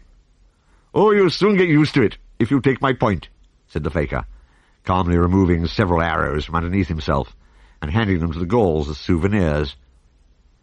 But he accelerated the carpet, and soon they were safely away from Tyre. Meanwhile, what about Princess Orangeade? The sky over Raja Watsit's kingdom was still relentlessly clear, and it was now only 300 hours from 0 hour, the time set for the sacrifice of the princess. Whodunit had already told the executioner to sharpen his axe and get the block ready. Brave as she was, Orangeade couldn't help being rather worried. She called up to her lady-in-waiting at the top of the tower again. "Lemonade, Lemonade, do you see anyone coming?" "The answer's still a lemon," said Lemonade discouragingly. The more anxious the Rajah and the princess felt, the better pleased were Whodunit and his henchman Owzat. "Your weather forecasts have been accurate so far, Owzat," said the wicked guru, settling back with satisfaction on a pile of luxurious cushions. "Not a cloud on the horizon, but suppose what's-his-name actually does bring that Gaul back in time to make it rain." "I don't believe in that kind of miracle, O divine master," said the faker Owzat with an evil chuckle. "I mean, flying carpets are one thing, but rain-making is sheer science fiction." The scheming pair would have been much annoyed to know that not just one Gaul, but 3 Gauls and a dog were on their way. Obelix, as usual, had only one thing on his mind. "I'm hungry," he said for the umpteenth time. Cacophonix sighed, deciding regretfully against demanding nourishment for his genius again. They all remembered only too well what that had led to last time. There was another in-flight announcement from what's-his-name. "For your information," he said a trifle testily, "we are now flying over Persia, and you can tell your friend he must live on his hump a little longer. We've no time to waste." "Eating is never a waste of time," Obelix pointed out, quite offended. "Are you surprised I've got the hump? If we're going to arrive in the valley of the Ganges just skin and bone, we're not going to be much use to you, are we?" But before this argument could get any further, it was interrupted by natural causes. Asterix thought he felt a drop of rain. He stretched out his hand. Yes, here came another big raindrop. Soon the rain was positively pelting down. Everyone turned and glared at Cacophonix. "Look, it's nothing whatever to do with me," the bard protested. He was right. They had run into a normal, unsolicited thunderstorm. Thunder was rumbling all around them now, and a sudden great flash of lightning zoomed past them, striking the carpet as it went. "Watch out!" yelled Asterix. "The carpet's on fire!" And down they went. Flames rising from the carpet, black smoke billowing out behind as it spiraled out of control. "The carpet's been hauled! I can't hold it steady!" cried what's-his-name, desperately concentrating as hard as he could. But it was no use. Next moment the Gauls, the faker, and the carpet itself, perilously bucketing down through the pouring rain of the thunderstorm, landed in the waters of a river with a mighty splosh. A moment or so later they came up for air. They got wetter than ever, if possible, because the rain was still pouring down. "What luck I managed to divert our flight path towards this river," gasped the faker. "Yeah, but we're all washed up now," said Asterix gloomily, and Obelix agreed. "This certainly pours cold water on our plans. What's more," he added, climbing out on the riverbank and wringing the water out of the carpet yet again, "this carpet's more like a bath mat now." He held the carpet up. It had a large hole burned right through the middle. "Oh dear, oh, that's torn it," said the dismayed what's-his-name, accurately enough. "We can't go on with our journey. I ought to have brought a spare carpet along." "Maybe we can get this one mended," Asterix sensibly suggested. What's-his-name cheered up a little. "That is possible," he said. "In fact, we may have fallen on our feet landing here." "We didn't. We fell in the river," Obelix pointed out. "What I mean is that Persia is famous for its carpets," said what's-his-name. "If we walk on along this riverbank, we might come across a carpet mender." Obelix put his head through the hole in the carpet and wore it like a poncho. That seemed the easiest way to carry it. And they walked on along the riverbank, as what's-his-name had suggested. Indeed, they walked on and on and on for several hours, and still there wasn't a human soul in sight. "I tell you what," said Cacophonix gloomily, We've had the rug pulled out from under us. I'm hungry, said Obelix yet again. And time is passing. We'll never make it now, said poor what's-his-name, thinking of the princess waiting for them. Hey, look, cried Asterix all of a sudden. Isn't that a village over there? It was indeed. They were coming to a fair-sized village built beside the river, and on the river bank they saw just what they were looking for. Several beautiful Persian carpets, some hanging over a wooden framework, some draped on the rocks, with a Persian standing beside them, washing them with a big broom that he kept dipping in the water. Asterix stepped forward and raised his helmet politely. "Hello. I see you have some very fine carpets," he said. "That's right," agreed the man. "I'm a carpet maker, see. I'm washing this one I've just finished weaving." "If you want a really well-washed carpet," said Obelix, pointing to his drenched poncho, "I've got one here." "Could you mend it?" Asterix asked the Persian, pointing out the hole.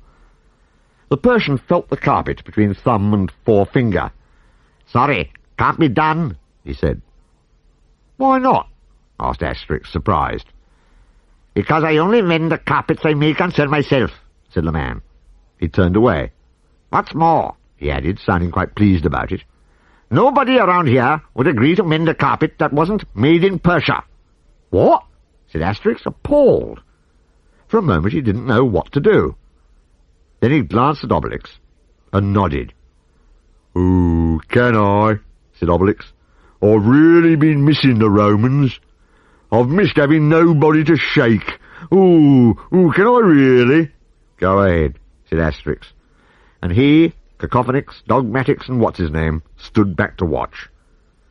Obelix grabbed the unhelpful Persian and shook him. He shook him and shook him and shook him until his teeth rattled. Then he picked him up by the front of his tunic and held him above the ground, feet dangling helplessly. "So you can't mend foreign holes, is that it?" he growled. "Well, let me tell you something. We're not foreigners. We're Gauls. Got it?" Yes, of course," gasped the unfortunate Persian, perspiring and terrified. But I really can't mend your carpet. I don't have the necessary spare part." This was bad news. But then Asterix had another idea. After all, the magic didn't lie in the carpet itself. It lay in the strange powers of the faker. They were what levitated it. He felt sure what's-his-name could concentrate just as hard with a different carpet. Anyway, the idea was worth a try. "How much would one of your own carpets cost?" he asked the Persian. "To you, only 1 silver talent," said the man. "I suppose talents are the Persian currency?" Asterix asked what's-his-name, who nodded. "Well, what about it? 1 silver talent doesn't seem very much to ask for a carpet." "Persian talents weigh 30 kilos of silver each," what's-his-name told him. "You need a real talent for making money to get one." Obelix put the Persian carpet-maker down in order to tap his forehead and give the others his considered opinion. "These Persians," he said, "are crazy." Now what? The rescue party needed rescuing themselves. They were stranded in Persia, still hundreds of miles away from the valley of the Ganges, and by now it was only 180 hours from 0 hour and the princess's execution. They sat down beside the river to think things over. Unfortunately, it didn't seem to improve matters. "Our carpet's in holes, and we don't have any talent for getting another," wailed poor what's-his-name. "All is lost." "Oh, I don't know. We could always help ourselves to one," said Obelix, glancing at the carpet-maker. He got support from Cacophonix. "Obelix is right," said the bard. "It's no use being holier than thou in a hole like this." "No," said Asterix, too honest even to entertain such an idea. "We can't steal away on a stolen carpet." The Persian carpet-maker was glad to hear that. Nervously, with one eye still on Obelix, he sidled away with his broom. "I'll just go on brushing my carpets then, all right," he muttered. But as he made his way back to the carpets, another Persian came dashing out of the village in a panic-stricken state. "The Scythians are coming!" he shouted. "The Scythian pirates are coming!" "Pirates?" said Obelix, pricking up his ears hopefully. "Oh, goody!" "Not our old friends, Obelix," said Asterix. "The Scythians are people who originally came from the Crimea, and who ride about looting. They're land pirates. They'll be on horseback." Sure enough, a cloud of dust thrown up by horses' hooves could already be seen on the horizon, growing larger, coming closer, and soon the thud of the hooves could be heard as well. "Land pirates might be fun all the same," suggested Obelix. "Just keep quiet and wait a moment," Asterix whispered. "We may be able to turn this to our own advantage." The Persian carpet-maker was now as panic-stricken as his friend, and the other villagers who had rushed out after him. "Help!" he screeched. "What shall we do? The pirates will steal our carpets and burn our houses down yet again!" And then suddenly he thought of the strangers who had recently arrived on the scene, and the immense strength of the man who had picked him up and shaken him. Perhaps they could help. Turning to Asterix, who was obviously the leader, small and insignificant as he looked, the Persian carpet-maker fell on his knees. "Strangers, I beg you," he implored, "if you have any powers, use them to help us mend matters, or it will be the end of our village." "Sorry," said Asterix, sounding smug about it. "Sorry, can't be done." "Why not?" asked the man piteously. "Because, as we're foreigners, your problems are foreign to us. And as a matter of fact, we don't have the necessary spare part either," said Asterix. "What's that?" asked the man. "A carpet," said Asterix. "Take this one by Ahura Mazda," said the carpet-maker eagerly, swearing by the god of the ancient Persians. "Take it, do!" "Done, by Tutatis," said Asterix happily, shaking hands on the deal. He looked with satisfaction at the handsome blue and gold carpet the Persian was offering them. And now, of course, he must fulfil his side of the bargain. "Cacophonix, you wait here with Dogmatics," he told the bard, while he, Obelix, and the faker boarded the new carpet. "This won't take long." What's-his-name was an expert carpet pilot, and he soon got the hang of his new vehicle's controls. As he stretched out his arms, concentrating like mad, the blue and gold carpet rose steadily into the air before the eyes of the astonished Persian villagers.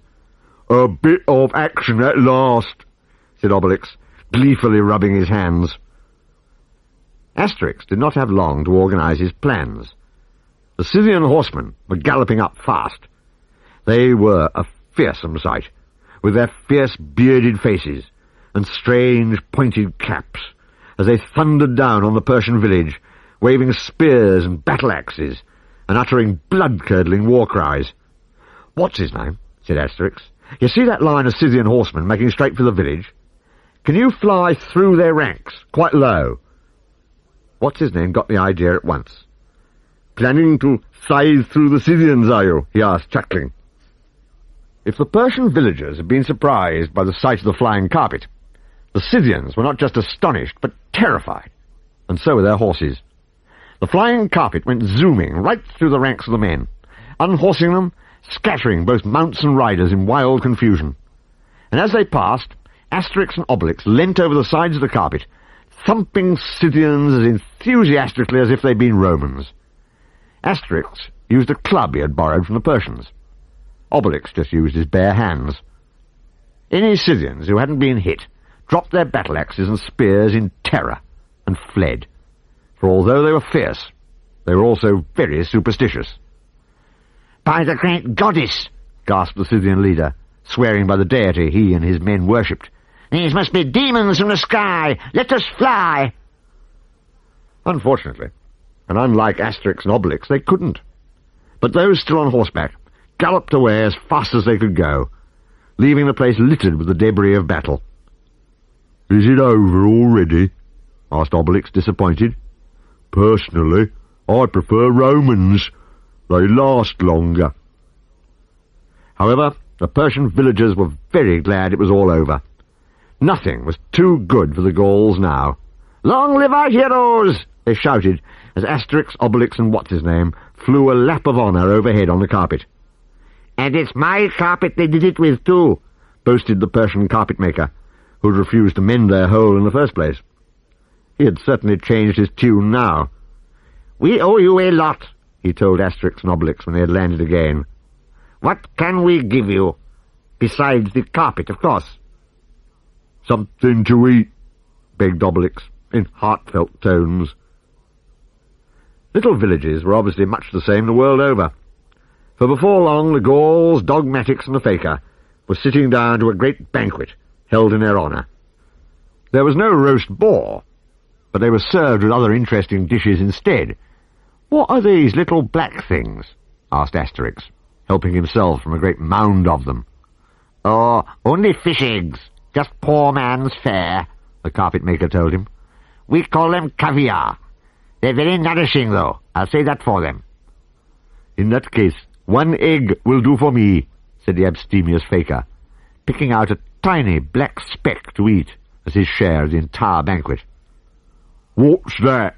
asked Obelix, as a huge joint of meat was served up. "Roast camel," the Persian carrying one end of the dish told him. "It's as good as dromedary, but a better buy, because it has 2 humps." And Obelix was soon tucking in. He knew where his loyalties lay, though.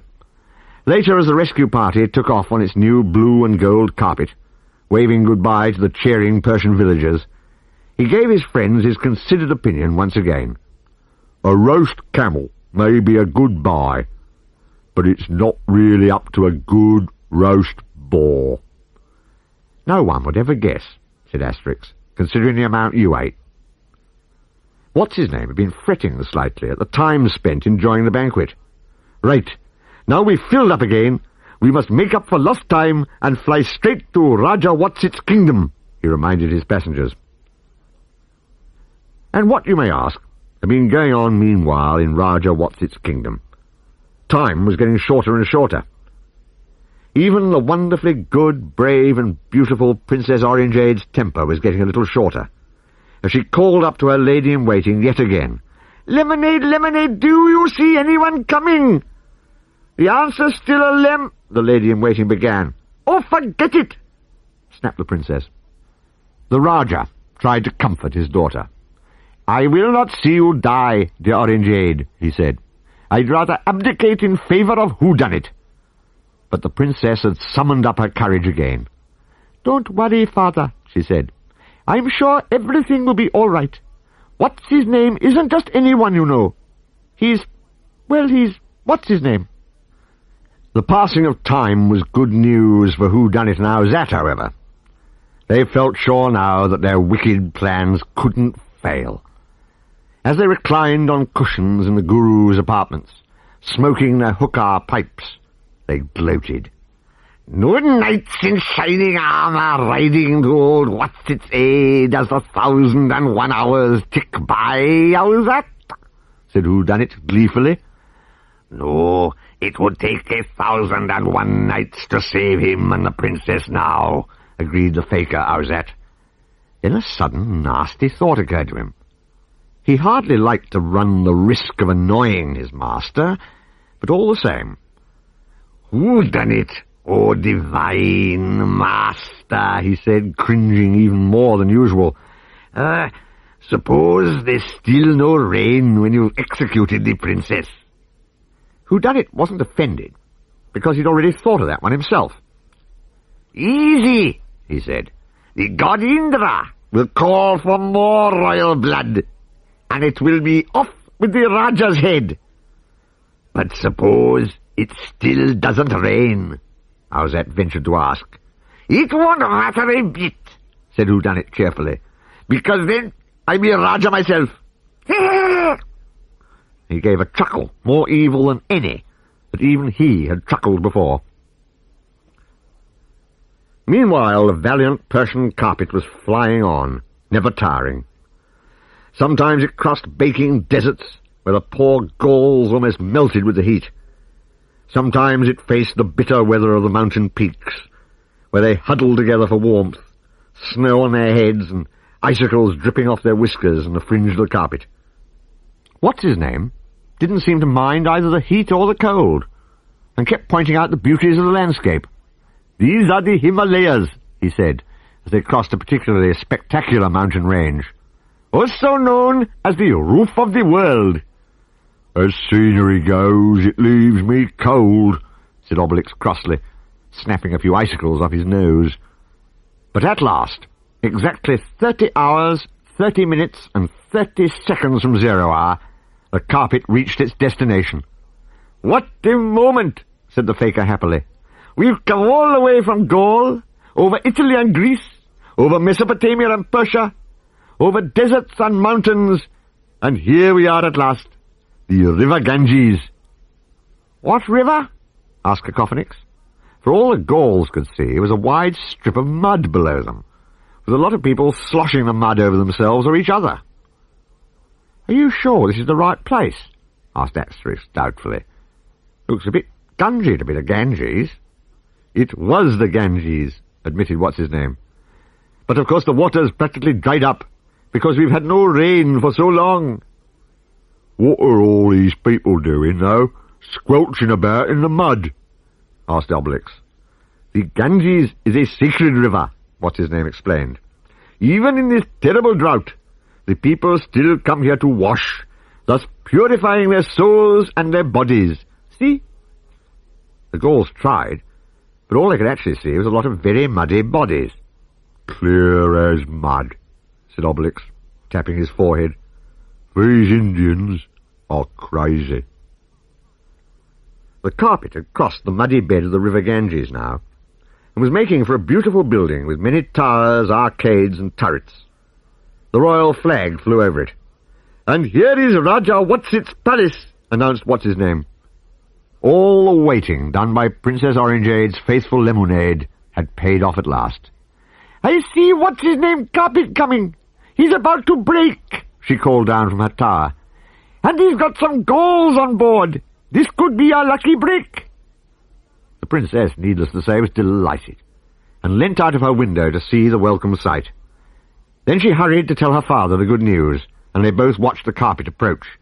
There, father, she exclaimed. Wasn't I right to trust the faithful what's-his-name? The Guru Whodunit, on the other hand, was far from pleased. Curses!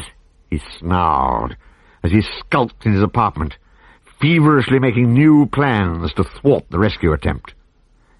What's-his-name skillfully piloted the carpet in through one of the open arches leading to the Raja's throne room. His skill deserted him only at the very last moment, when he actually landed, and forgot that there was a flight of steps leading up to the Raja's throne. He brought the carpet down bumpily on several of the steps at once, tipping his passengers off backwards. Oh, sorry, the faker apologized. I should have watched my step. But there was no harm done. The Gauls picked themselves up and climbed the steps to greet Raja Whatsit. As promised, great Raja, said what's-his-name, bowing low, I bring you the Gauls who can make it rain. May the 30 million gods of India carry them to Nirvana, our Indian paradise, for the miracle they are about to work, exclaimed the grateful Whatsit. Obelix hardly heard a word the Raja said. He had been bowled over by the beauty of the princess. Dogmatix, who knew how susceptible Obelix was to a pretty girl, could hardly stifle his giggles. Asterix politely returned the Raja's greeting, and was quick to point out modestly, Our bard here is the one who can make it rain when he sings. Cacophonix tried to look modest too, not very successfully. After all, this was to be his hour of triumph. This was the place where his audience would really appreciate him. The 1,001 hours are running out, said the Raja, and our number will soon be up. But would you like some refreshments before you start working your miracle? This was the kind of thing Obelix liked to hear. It even took his mind off the lovely Princess Orangeade. A miraculously refreshing idea, he said. Yummy, yummy, refreshments, lead us to them. While the Gauls were having their refreshments, a palace official went out into the city to read a proclamation to the people. The Gaulish miracle worker has arrived, he announced, and he will make it rain this afternoon. All the Raja's subjects are summoned to the palace to witness the miracle. Most of the Raja's subjects were happy to believe what he said. "Oh, for a patch of grey sky again," said some of them longingly. "Oh, to wash in rain and not in mud." Others, however, weren't so hopeful. They obviously didn't trust the weather forecast much. "Making heavy weather of it as usual," one man grumbled. "They're always promising rain, and it always goes and turns out fine." Whodunit and Owlsat looked very glum as they listened to the proclamation. "If what's-his-name is right, these Gauls will put a damper on our plans," said Whodunit gloomily. At the appointed time, all the Rajah's subjects gathered outside the palace. They were a huge crowd. This was going to be the biggest audience Cacophonix had ever had. He was standing next to the Rajah on the great balcony of the royal palace, looking very important. Beside them stood What's-his-name, Orangeade, Asterix and Obelix, with Dogmatix perched on the balcony rail. Silence fell, and the Rajah addressed his people. "Good people," he announced, "here, brought to us from far, far away by the faker What's-his-name, is the Gaul who will invoke the gods in song and persuade them to send rain from heaven and water our crops." Everyone applauded. Cacophonix began twanging his lyre. Cling it went. Clang, clong, boing! A kindly person might have thought he was tuning it. Otherwise nobody would have guessed. "Are you sure this is going to work?" the Rajah asked Asterix, a little anxiously, in an undertone. "Quite sure, I'm afraid," said Asterix. "It always does." But for once, having seen the pathetic state of the drought-ridden country, he didn't flinch too much at the prospect of one of Cacophonix's performances. "You never had an audience like this before, Cacophonix," he told the bard. "Off you go, then. Play up." Cacophonix struck a poetic attitude. He raised his lyre. He thrust out his chest. Asterix and Obelix put their hands over their ears. Dogmatix put his paws over his. Cacophonix opened his mouth to sing. No sound came out. He tried again. Harder and harder. He was pale with the effort of it. And still no sound came out. Asterix, who couldn't hear a thing with his ears covered, nonetheless slowly began to realize that something was not going according to plan. He glanced at the bard. By now Cacophonix was beetroot red in the face with the effort of trying to sing, and still no sound emerged. Asterix uncovered his ears and realized what was going on, or what wasn't. "Come on," he said crossly. "I told you to play up." "Why are you playing up now? Why aren't you playing up now? Oh, bother it all. Why aren't you singing?" Cacophonix desperately shook his head, opened his mouth wide and pointed to his throat. It looked very sore. "Oh, no," cried Asterix in horror, realizing what Cacophonix was trying to tell him. "Don't say you've lost your voice, I ask you." Asterix was red in the face himself now and thumping the balcony with his fist in his fury. "I ask you," he said. "When we don't want him to sing, he sings, and when we do want him to sing, he can't. Now we'll really have to face the music." As the people began to grasp the fact that the Gaulish bard wasn't going to sing after all, and there wouldn't be any miracles today, they began to mutter discontentedly. Fancy summoning them all to the palace for a fiasco like this! Someone threw a rotten mango, another followed it, and pretty soon Cacophonix was being pelted with large quantities of squashy fruit and vegetables. "Oh dear!" quavered the Rajah, scuttling out of range of the flying greengroceries. "This isn't the kind of rain I was really hoping for." Obelix had grabbed hold of his friend to calm him down, at Asterix's own request. "Keep that bard well away from me, or I might do him an injury," he shouted. But of course Cacophonix's silence had been music to the ears of Whodunit and Owlsat. They leant over their own balcony, chuckling. "By all the avatars," said Whodunit, swearing by the incarnations and metamorphoses of those 30 million Indian gods, "the Gauls will have to change their tune now. Ha ha ha ha! I told you so, O divine master," said Owlsat the faker. "Rain-making is sheer science fiction."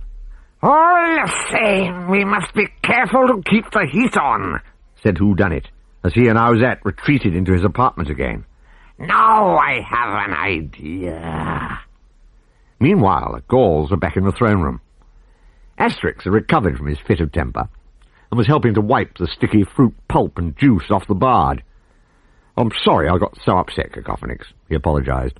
I know it's not really your fault. You must have caught a cold on the way here, up in the freezing Himalayas, I expect.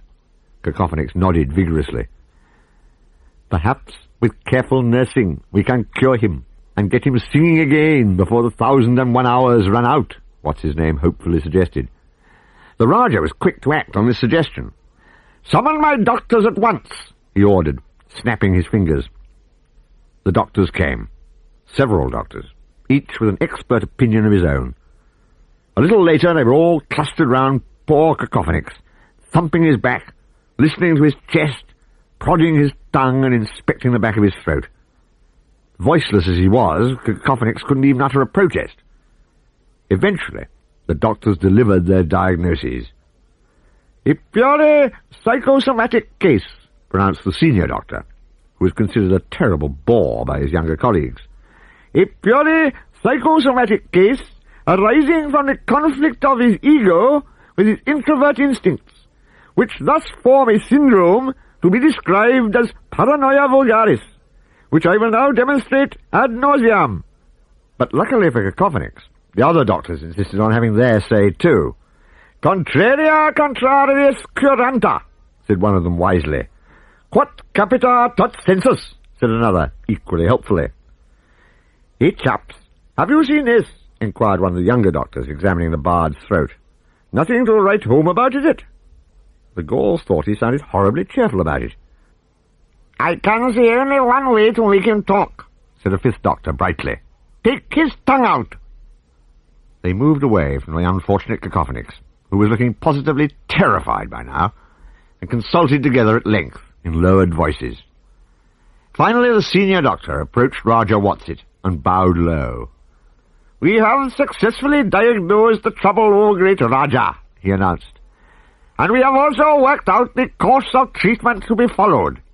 The patient must soak all night in a bath of milk from a mother elephant, mixed with the fresh dung of an elephant calf, and the ground hair of an old bull elephant. That ought to cure him in a hurry if anything can. Quick, bring all those ingredients, the Rajah commanded. But the faker What's-his-name had a better idea. Why don't we take the Gaul straight to the source of production, O great Rajah, he suggested.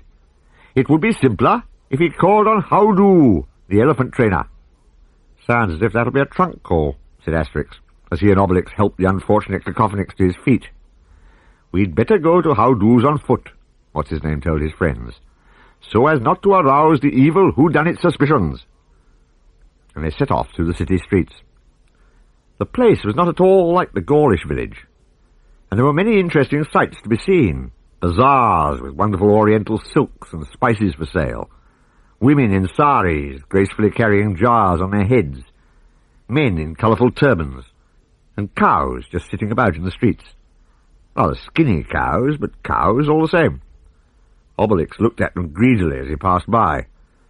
The refreshments they had on arrival seemed a long time ago. He turned to What's-his-name.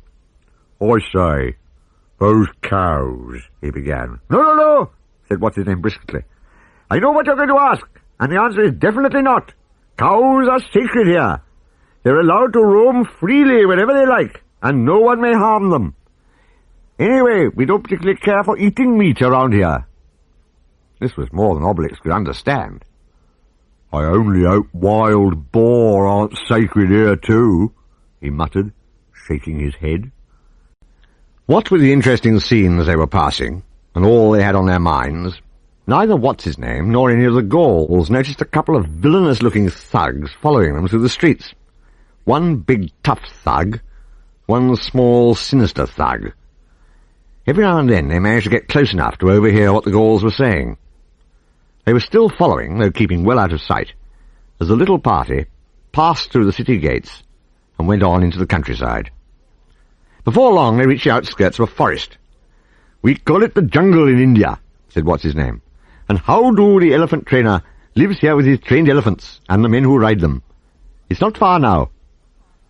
Sure enough, before long the Gauls saw elephants walking by, each elephant with a man on its back, each elephant carrying a whole tree in its trunk. And soon they came to some huts. A big jovial man came out to meet them. He wore purple trousers with yellow spots, and had his hair done up in a topknot tied with a strip of red ribbon. Obviously the elephant trainer was a colourful character. "Here we are," said the faker. "How do, how do?" "Same to you, what's his name?" replied the elephant trainer. "And you are welcome too, noble strangers." "Meet my Gaulish friends, how do," said the faker. "They'll need your help. It's urgent." But at this point Obelix's attention was distracted by a cracking noise. He looked round and saw one of the elephants pushing a tree down simply by leaning on it, hard. "How do here is the best elephant trainer in the country," what's-his-name told the Gauls. "He gets his animals to perform amazing feats." Obelix wasn't particularly impressed. "A handy feat? But what's so amazing about it?" he asked, strolling over to a large tree. The cracking noise was heard again. "Seems to me the kind of thing it's easy to pick up," he added, suiting the action to the words and plucking the tree out of the ground, roots and all, with the greatest of ease. The elephant trainer was astonished. He gazed at Obelix with awe and admiration. Dogmatix, however, was not pleased at all. He set up a terrible howl of disapproval. "Oh, sorry, Dogmatix," said Obelix remorsefully.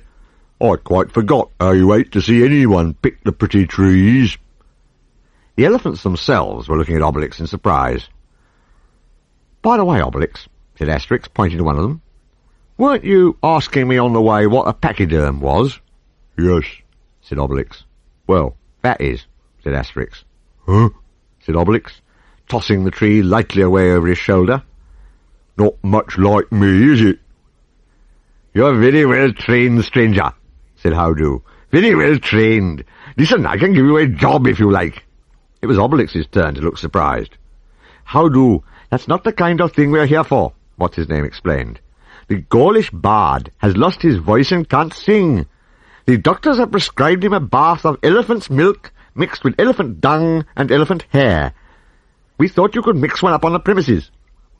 "Bother that," said the elephant trainer cheerfully. "Doctors, what do they know about it? I know a much quicker cure. I had an elephant once who couldn't trumpet because his trunk was all stuffed up. So how do you think I cured him? Why, by blowing down his trunk very hard, that's how. Since then I admit he's tended to get wind, but he can blow his own trumpet all right. I'll do the same for your friend here, if you like." Poor Cacophonix was struggling helplessly to protest. He thought the idea sounded quite horrible. Luckily for him, Asterix thought so too, and firmly pushed the elephant trainer away as he advanced purposefully towards the bard. "No thanks, Howdo," said Asterix hastily. "All things considered, I think he'd prefer the original prescription." "Anything you say," said the elephant trainer rather regretfully. "It's a shame, though. I'm sure my cure would have worked on a nose like his." But Asterix wouldn't let him try it. Instead, Howdo's assistants came along carrying jar after jar of elephant's milk, basket after basket of elephant dung, basin after basin of ground elephant hair, and mixed it all up in a bathtub. The smell was something dreadful. Cacophonix stripped down to a loincloth and stood there shivering, trying to summon up the courage to get in. Obelix and Dogmatix were having a fit of the giggles at the sight of the bard, and trying not to let him see it, so as to spare his feelings. "We'll leave you now, Cacophonix," said Asterix, "but we'll be back tomorrow morning." "When you're ready to work miracles again," said what's-his-name. The two thugs who had been following the Gauls were lurking outside all this time, but at this point they must have found out what they wanted to know, because they quietly slipped away. And a little later they were reporting back to whodunit who had sent them. "The Gaulish bard is at Howdo the elephant trainer's," the big tough thug told the guru. "And he'll be there all night on his own," said the small, sinister thug. "Excellent, excellent," said whodunit, grinning a horrible grin. "Now this is what you have to do." And he told them his evil plan.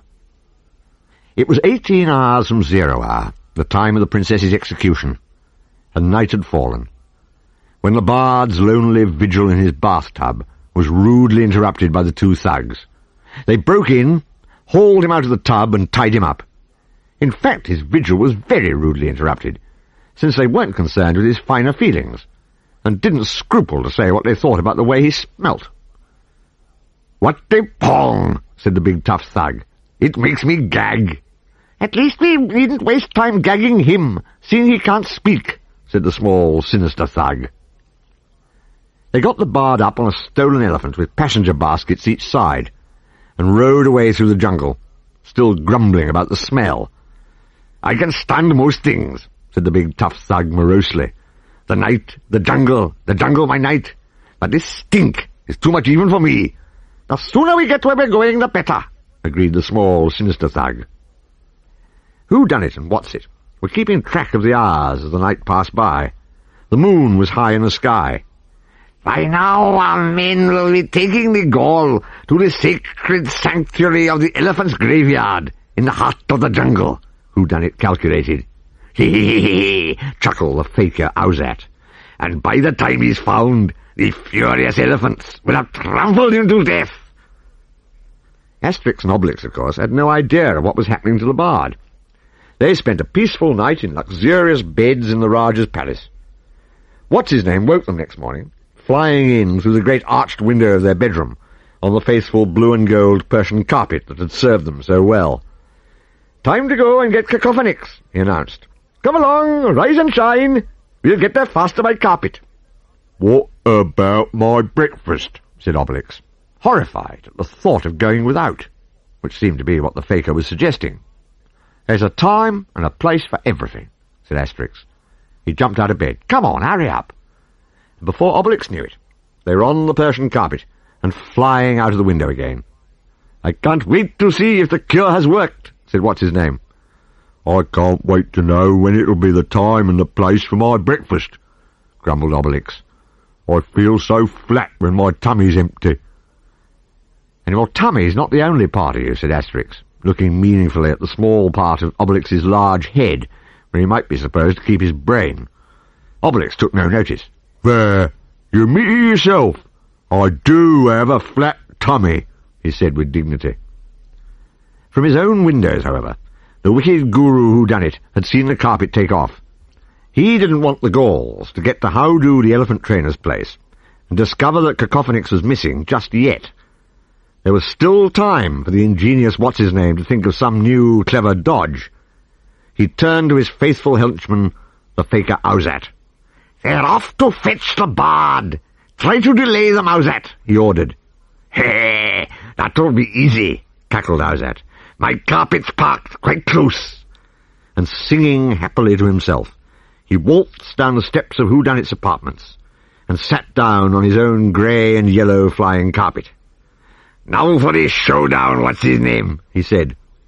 There was great rivalry between the two fakers, and Owsat was determined to prove that he was the best at magic. Accelerating like mad, he caught up with What's-his-name and his passengers, and braked to a stop in mid-air, carpet screeching, just before the two carpets collided head-on.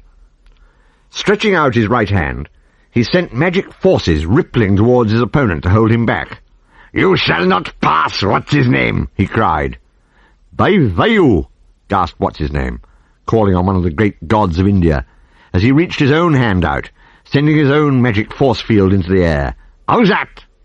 "Not out, I'm afraid," said Obelix regretfully, for it looked as if neither faker was stronger than his rival. The two carpets hovered exactly where they were, held in place by the equally powerful magic of both fakers. They hurled magical invocations at each other. "Agni consume you in the fire of hell," said Owsat, swearing by the god of fire. "Kala turn you to stone till the end of time," replied What's-his-name, swearing by the god of time. "We're never going to get anywhere at this rate," Asterix muttered crossly. It wouldn't do any harm to invoke a Gaulish god for a change, he thought. "Totatis help us," he said. "This carpet's much too high in the air for us to jump off." But at that moment, the end of a rope came rising vertically upwards through the air and stayed there, rigid. Asterix could hardly believe his eyes when he looked down and saw that it seemed to be coming up of its own accord, from a coil of rope on the ground. A little faker, who looked very much like What's-his-name, was sitting beside it, with a cobra in a basket, and playing a tune on his pipe. "Come on," said Asterix. "This is our chance." And seizing a rope, he shinned down it. Get-a-Fix was right. These people do have strange powers." "Do they?" said Obelix, following him down the rope, with the terrified Dogmatics perched on top of his helmet. "What's so strange? I mean, it's only a rope hanging up." But the moment they were both safely down, the rope went limp and fell to the ground in coils again. "Thanks very much for throwing us a rope," Asterix said to the man playing the pipe. "You're welcome," he said. "What's his name's an old friend of mine. Pleased to meet you. By the way, I'm an Indian rope trickster and snake charmer." "Charmed to meet you too," said Asterix fervently, shaking hands before he and Obelix hurried off. They could still hear the two fakers exchanging magical curses up in the air above. "Surya, consume your bones," said Owsat, swearing by the god of the sun. "Vak, turn your tongue to stone," replied What's-his-name, swearing by the god of speech. "If they're going to invoke all their 30 million gods, we shan't be seeing What's-his-name again in a hurry," said Asterix. "Come on, there's no time to lose. We must collect Cacophonix and take him back to the palace to sing. I never thought I'd be in any hurry to hear him do that." But when they reached a hut in the jungle and knocked on the door, no one answered. Asterix knocked again. And again. "I don't like this a bit," he said, worried. "There's no reply. And if there's no reply, that must mean Cacophonix hasn't got his voice back yet." Unable to bear the suspense any longer, he simply opened the door and walked in. However, there was no one in the hut at all, with or without a voice. Both the hut and the bathtub were empty. After the first shock, Asterix rushed out to find Howdoo, and almost collided with him. Howdoo was looking very upset, and carrying an elephant's chain and leg shackle. "Howdoo, our friend's been kidnapped," gasped Asterix. "Look, here's his lyre, and his clothes. He'd never have left of his own free will without 'em, especially not his lyre." "And I've had an elephant stolen," said Howdoo, who was not his usual genial self. "My favourite elephant, the one whose trunk I unblocked." Dogmatics was sniffing away at the elephant's leg shackle. Asterix put two and two together fast. "Howdoo, I rather think the same people stole both our bard and your elephant," he said. Next moment his guess was confirmed. "Dogmatics has picked up a scent," shouted Obelix, as his little dog suddenly went racing off, nose close to the ground. "Let's follow him, quick," said Asterix, setting off. "I'll come with you. I want my elephant back," said Howdoo. "I'm sure Cacophonix is in danger," panted Asterix, as they raced along. "I only hope we can get there in time, wherever it is." Time was indeed getting short. It had been only 9 hours from 0 hour when the big tough thug and the small sinister thug thankfully abandoned Cacophonix in the elephant's graveyard, an eerie place, full of vast skulls and elephant bones. The bard's desperate attempts to utter a sound were still in vain, and the thugs took no notice of his struggles. "Let's clear off," said the small sinister thug. "The air here isn't very healthy." "Especially not near that stinker," said the big tough thug heartlessly, as they rode away on their stolen elephant. "What the heaven-sent chance to dump him!" He was beginning to feel a bit better, and laughed a lot at his own joke. "Heaven-sent, get it?" But the experience had been too awful for his small and sinister companion even to summon up a smile. And as they disappeared, the silent bard, still tied up and helpless, heard angry trumpeting. Next moment he saw a vast herd of elephants making its way towards him. Dogmatics stopped, sniffed again, and suddenly turned aside. "I think he's got wind of something else," said Asterix. "I wonder what." Next moment he knew. There was a mighty roar, and a great tawny, striped animal, all claws and fangs, stuck its head out of the bushes. "A royal tiger!" gasped Howdoo, dropping to the ground along with Asterix, just as the huge and powerful tiger sprang. Obelix, however, stayed where he was and simply reached out one clenched fist. The enormous tiger collided with it and knocked itself unconscious. Obelix took a look at it. "Royal or not, I don't think it's edible," he said, sadly tossing it over his shoulder just as he had tossed the big tree the day before. Your friend really is very well trained, said Howdo to Asterix. Will you swap him for 10 elephants? I wouldn't swap Obelix's friendship for all the elephants in the world, said Asterix proudly. It was nothing to Obelix to knock a few poisonous snakes out of the way, too, as the little party went on through the jungle, with Dogmatix back on his original scent and in the lead. I have an idea. We're on the path to the elephant's graveyard, said Howdo, worried. If so, your friends had it. Why? Asked Asterix. It's the place where old elephants go to die, Howdo told him. A sacred spot, jealously guarded by the local herds. Woe betide anyone who sets foot there. The elephants will instantly trample him to death. This wasn't exactly cheering, and the jungle became less and less comfortable as coconuts suddenly began falling on the Gauls' heads. It's those wretched monkeys bombarding us, exclaimed Howdo. And there was worse to come. Next moment a monkey swung down on a creeper from the top of a tree, grabbed Dogmatix and snatched him away. Dogmatix! Shouted Obelix. I can see him, said Asterix. Look, he's in the monkey's arms at the very top of the tree. Obelix was furious with the mischievous animals. Stop monkeying about, will you? He yelled, grabbing the tree trunk and shaking it. Several monkeys and the little dog himself began to fall through the branches. Here he comes, Obelix, shouted Asterix. I'll catch him. And he did. There you see, Dogmatix, said Obelix, as his dog happily licked his face. I was thinking of you this time. I remembered how you ate me to pull trees up, so I only shook it. Swap him for 15 elephants? Murmured Howdo hopefully. Asterix shook his head. Monkeys, I ask you, said Obelix, aggrieved, as Dogmatix picked up and followed yet another scent. Why can't they have wild boar in this country, same as anywhere else? And what's this supposed to be? He inquired in exasperated tones, as he came face to face with the huge rhinoceros whose scent Dogmatix had been following. A nasty lot you get in these Indian jungles, he added, sending the dazed rhino flying through the air. 20 elephants, said Howdo. No, said Asterix. Howdo, you're getting me down. And then at last, Dogmatix located the source of the scent he had originally picked up. An elephant. Howdo's stolen elephant, carrying the big tough thug and the small sinister thug who were in the pay of whodunit. The Gauls! They gasped in alarm as Dogmatix barked frantically. My elephant! Cried Howdo happily. Obelix picked the thugs off the elephant's back and held them in an iron grip, one vast arm round each neck. Now then, where's our bard?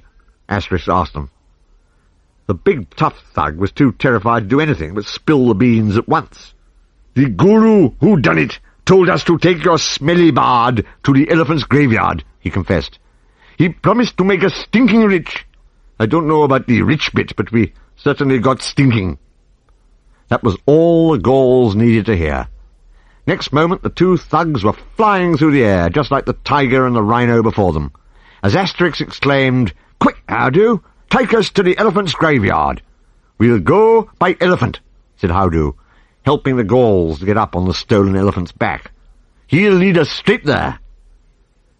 As they approached the elephant's graveyard, they saw the mighty grey rear ends of countless elephants, all looking at something in the middle of the great clearing.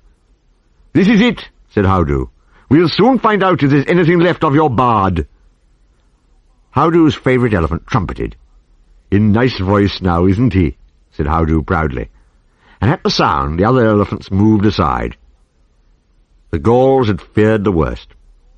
What they saw was Cacophonix, the bard, reclining on a big, soft heap of green leaves and eating a banana. Great bunches of bananas lay beside him, and melons and apples and oranges, and all kinds of other fruit that the elephants had picked for him. Thanks be to Titatis, he's all right, cried Asterix.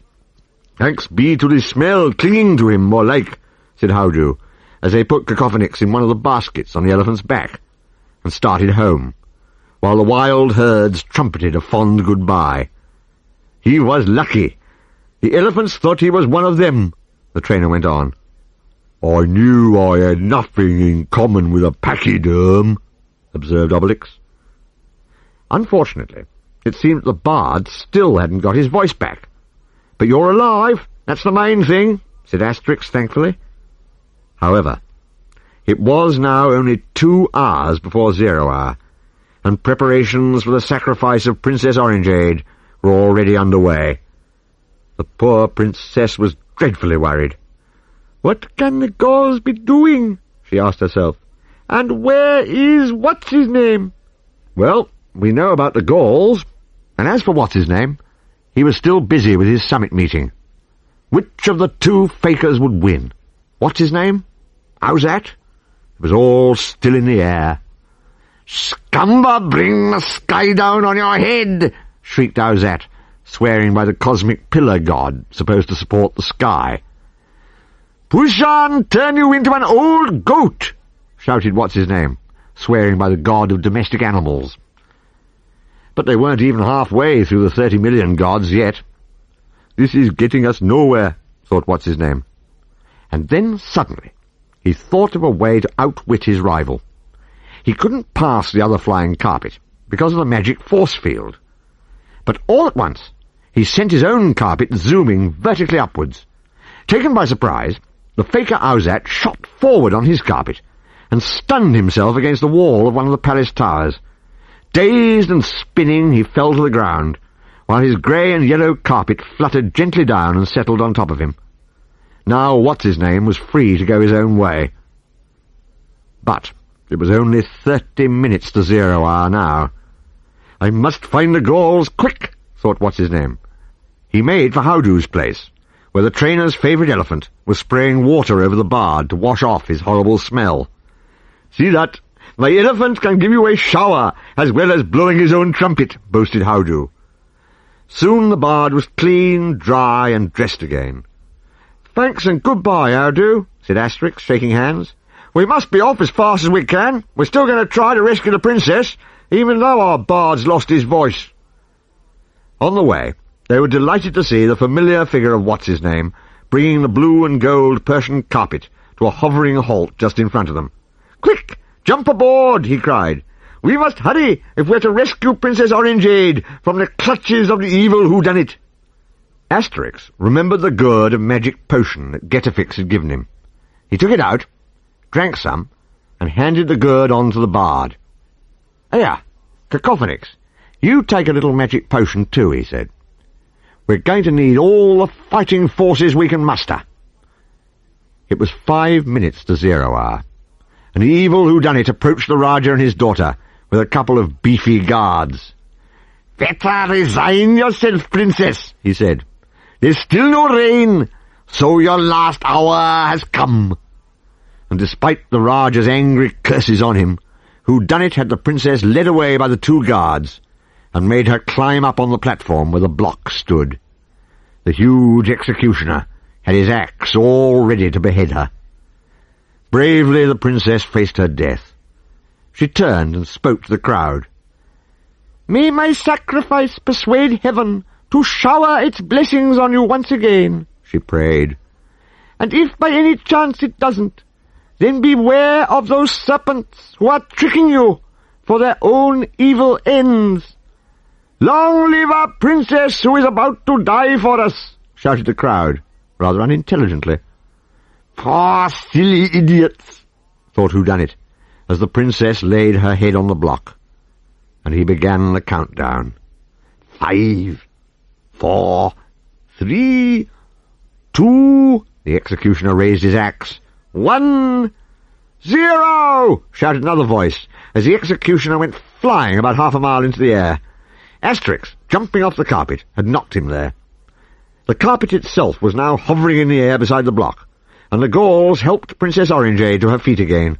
"Are you all right, Princess?" asked Asterix anxiously. "Oh, yes, I knew I was right to trust you," she cried happily. "Quick! I must go and reassure my father the Rajah." Whodunit was simply furious at his interruption of the sacrifice. "Guards!" he yelled. "Seize these blasphemous men!" But before anyone could obey his order, he was seized by What's-his-name, who was still on the carpet. The faker grabbed his hand and swept him high, high into the air. "Let me go!" shouted the Guru. "I order you to let me go!"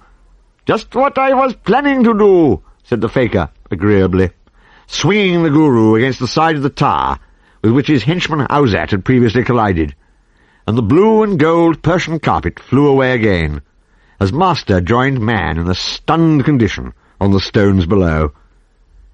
Meanwhile, the three Gauls and dogmatics were wading into the Guru's guards, just as if they were a bunch of Romans.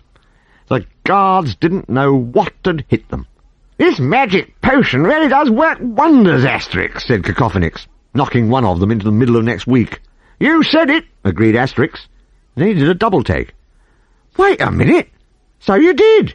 You're talking again." "Why, so I am," cried the delighted Cacophonix. "It must be the magic potion.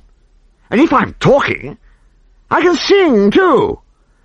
And flinging his arms wide, he struck up a song by a famous British bard.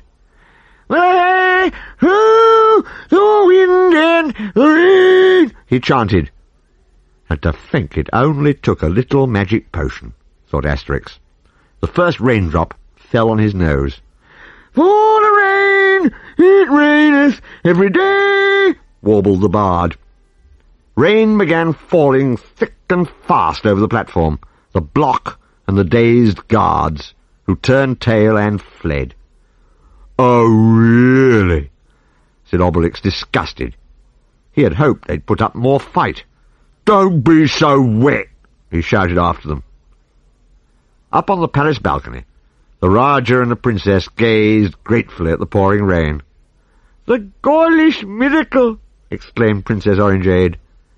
Sure enough, the Gaulish miracle had brought the monsoon season on at last.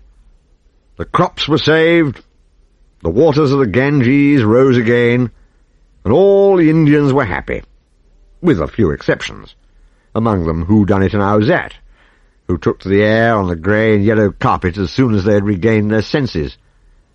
They thought it best to get out of the Rajah's way, fast.